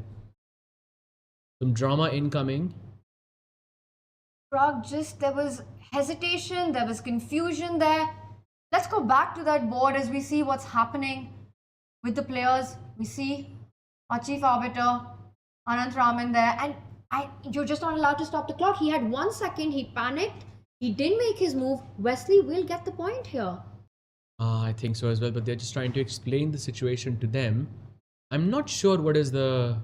Can we go back to the player's camera angle? There The it is. arbiter in front. Oh, And that's wow. it. And with that, No. They took a draw. Wait. this This is a bit strange. Was this Wesley just being nice in a sense and not taking the... okay, this makes absolutely no sense to us, to anyone here, but we will get an update. We'll hopefully have Rakesh ask all the big questions and really understand what happened there, and we'll let you know as soon as we find out, because I was just expecting the arbiter to give the point to Wesley. I think so as well. I mean, that would make the most sense. There it is. There is Rakesh. He's going to ask all the important questions very, very soon. But yeah, that was strange. And the reason we say that it ended in a draw is because the placement of the king at the very end right Yes. there. Prag stopping the clock without making his move. There was a bit of hesitation by him. He couldn't reach out for the piece. He saw his clock come down to a second and then pauses it. Wesley claiming. The arbiter eventually, there was a little bit of a discussion. Then the king's placed at the center, signaling that a draw has been No given. idea what happened. No there. idea. It makes absolutely no sense. We will find out, chat, and we'll let you know. But let's get back to the action. Vishy versus Murzin. Vishy has got 3 pawns unchallenged on the left side. Wow. So A, B, and C. I think the A pawn probably is the strongest out of all of them, but there is bishop f4 check, which is a problem here. What happens after bishop f4 check? Can I go rook takes f4? Because Vishy is inviting this. Difficult situation for Murzin. He has 5 seconds on the clock. Don't stop the clock. Plays h3. And now queen g4. Very important move. Pinning the bishop, taking the pawn on h3.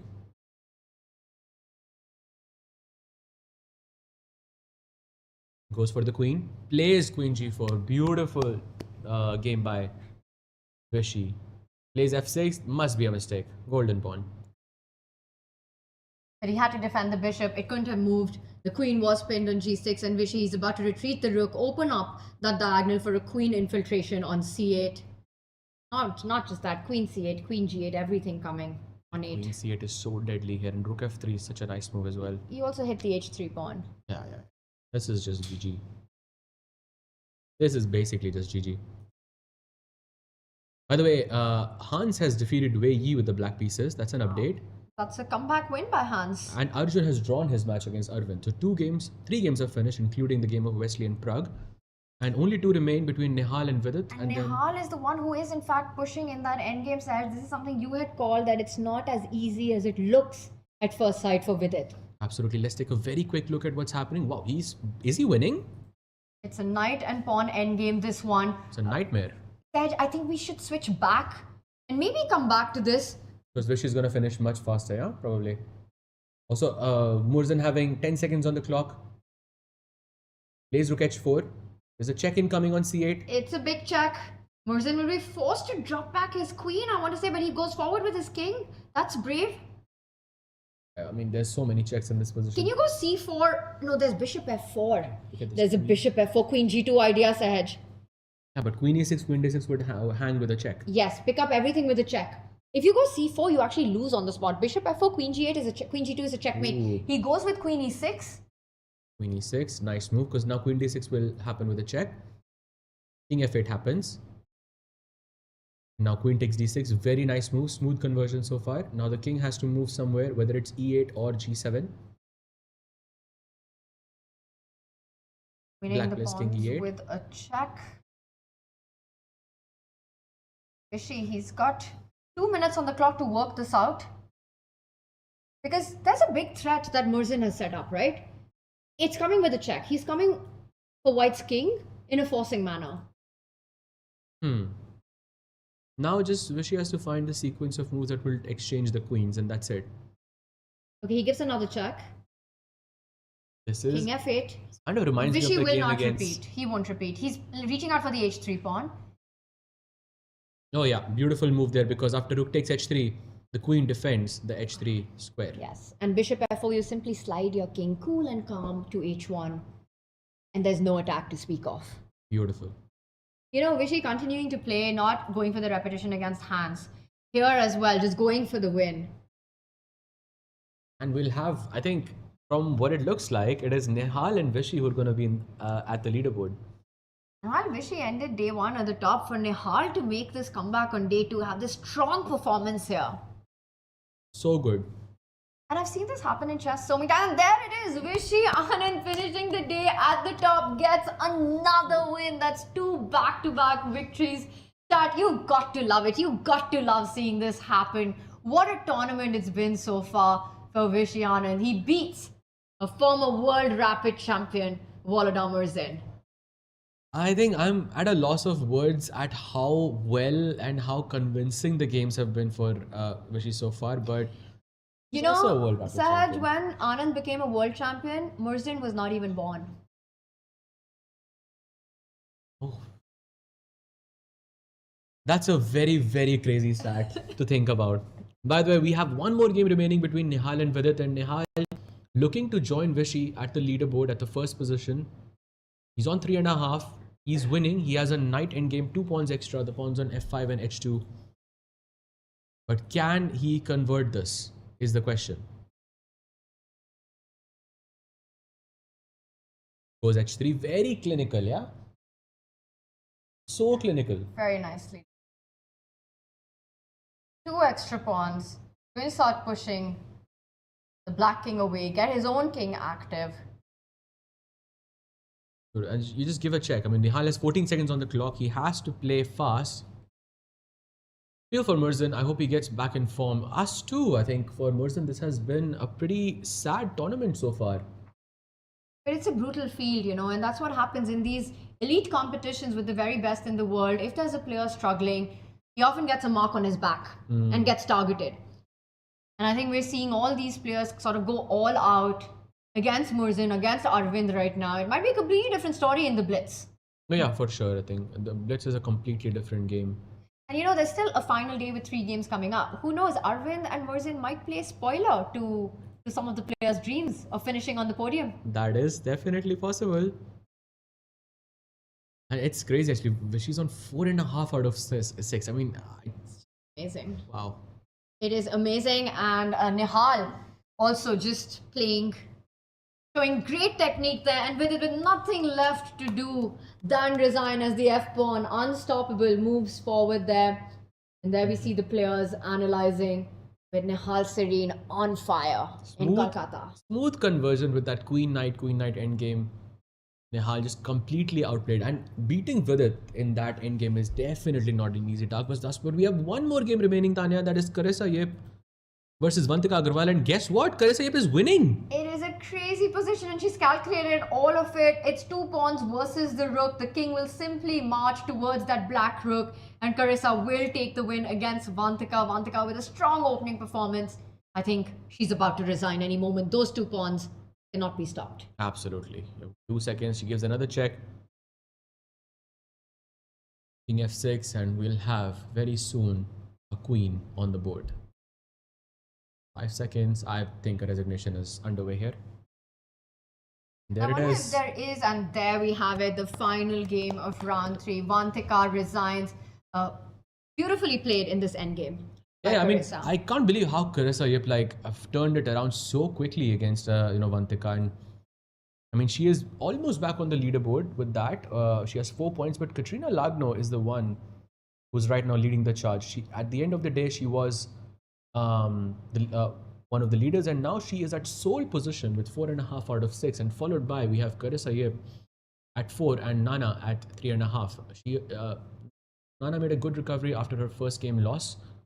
And then we have Vantika at 3. She just lost her match. And then Harika, Savrula, and Vaishali and Rakshita all at 2.5. And Divya, sadly, at the bottom of the leaderboard with just 2 points.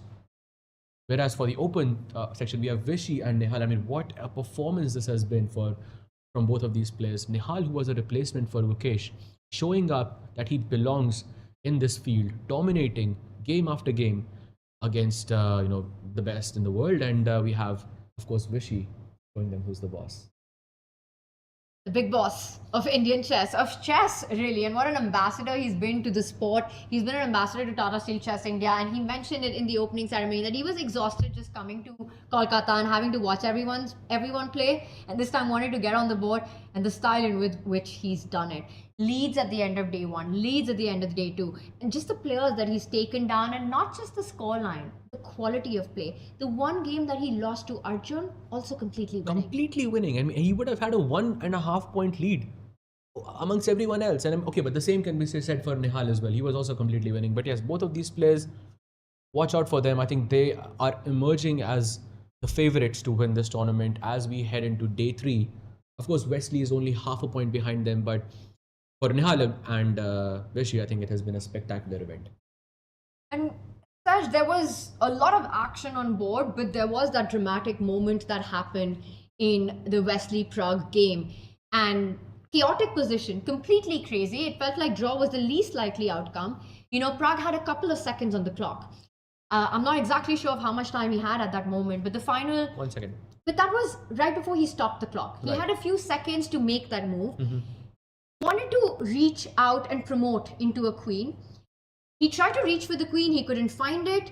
His clock kept ticking down, and when it came to a second is when he stopped the clock. He had found the queen by then, but he stopped the clock with 1 second on the clock. And Wesley, we're getting an update that Wesley claimed the win at that point. Yes. To the arbiter, because you're not allowed to do that. You can't just stop the clock without making a move. The arbiter did intervene, and then they agreed for a draw which was offered by Wesley.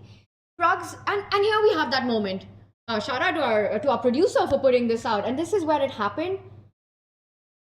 Okay, we can't get an update on the clock from this angle, but this is the final moments. You can see the white queen there, but he needs a black queen. Yeah. Which is actually right there as well.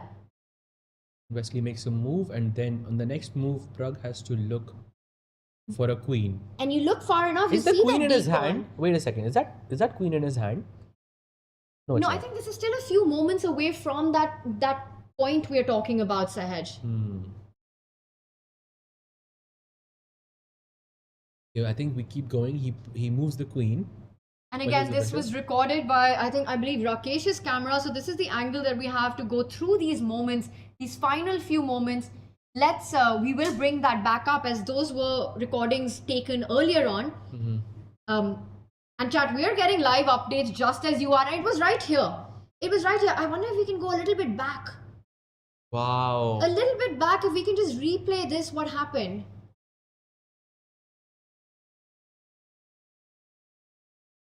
Can we play this clip one more time? There we see, he just had no time to reach for the queen. It touched 1 second, Prague stopping the clock.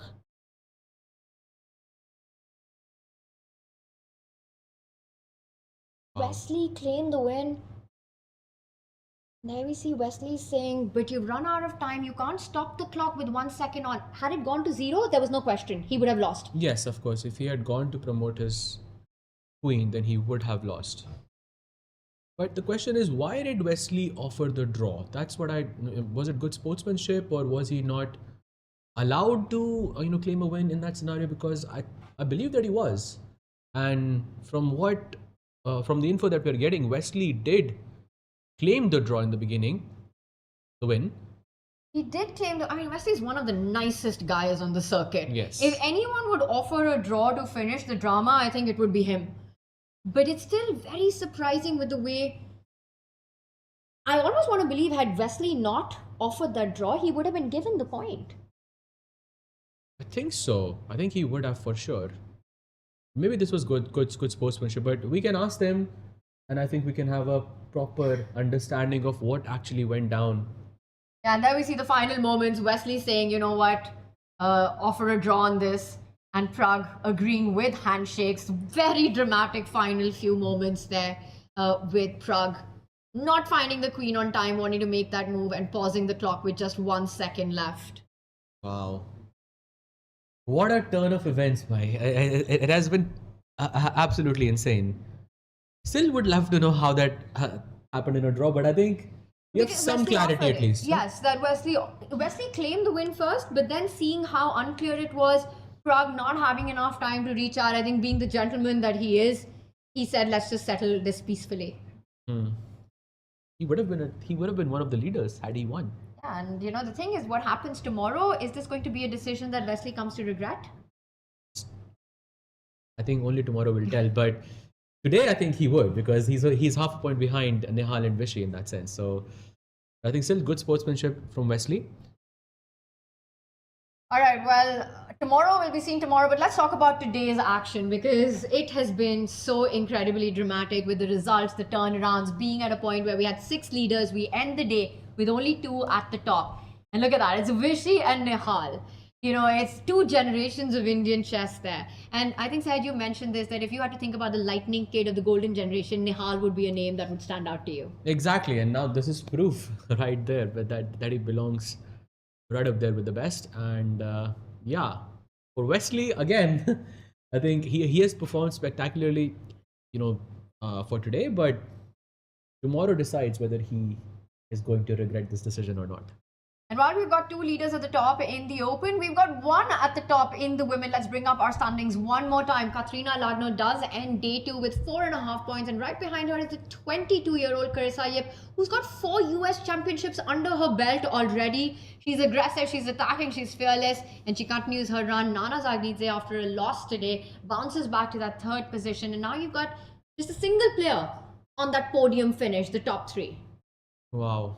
And also, let's not forget with Carissa, she had a worse position against Vantika, and then somehow she turned it around. So I think it's been a very roller coaster of a day overall in both sections. I'm still thinking about the Prague-Wesley matchup, right? And it just feels like drama and Tata Steel Chess India just go hand in hand. Every year we have something like this. We've seen the Vidit Magnus, we've seen the king being placed in front of the king, yes. The Hikaru Vidit. That's King E3, yes, I remember that. Somehow it's always Vidit at the end of it, but this time it was Prague and Wesley. Absolutely.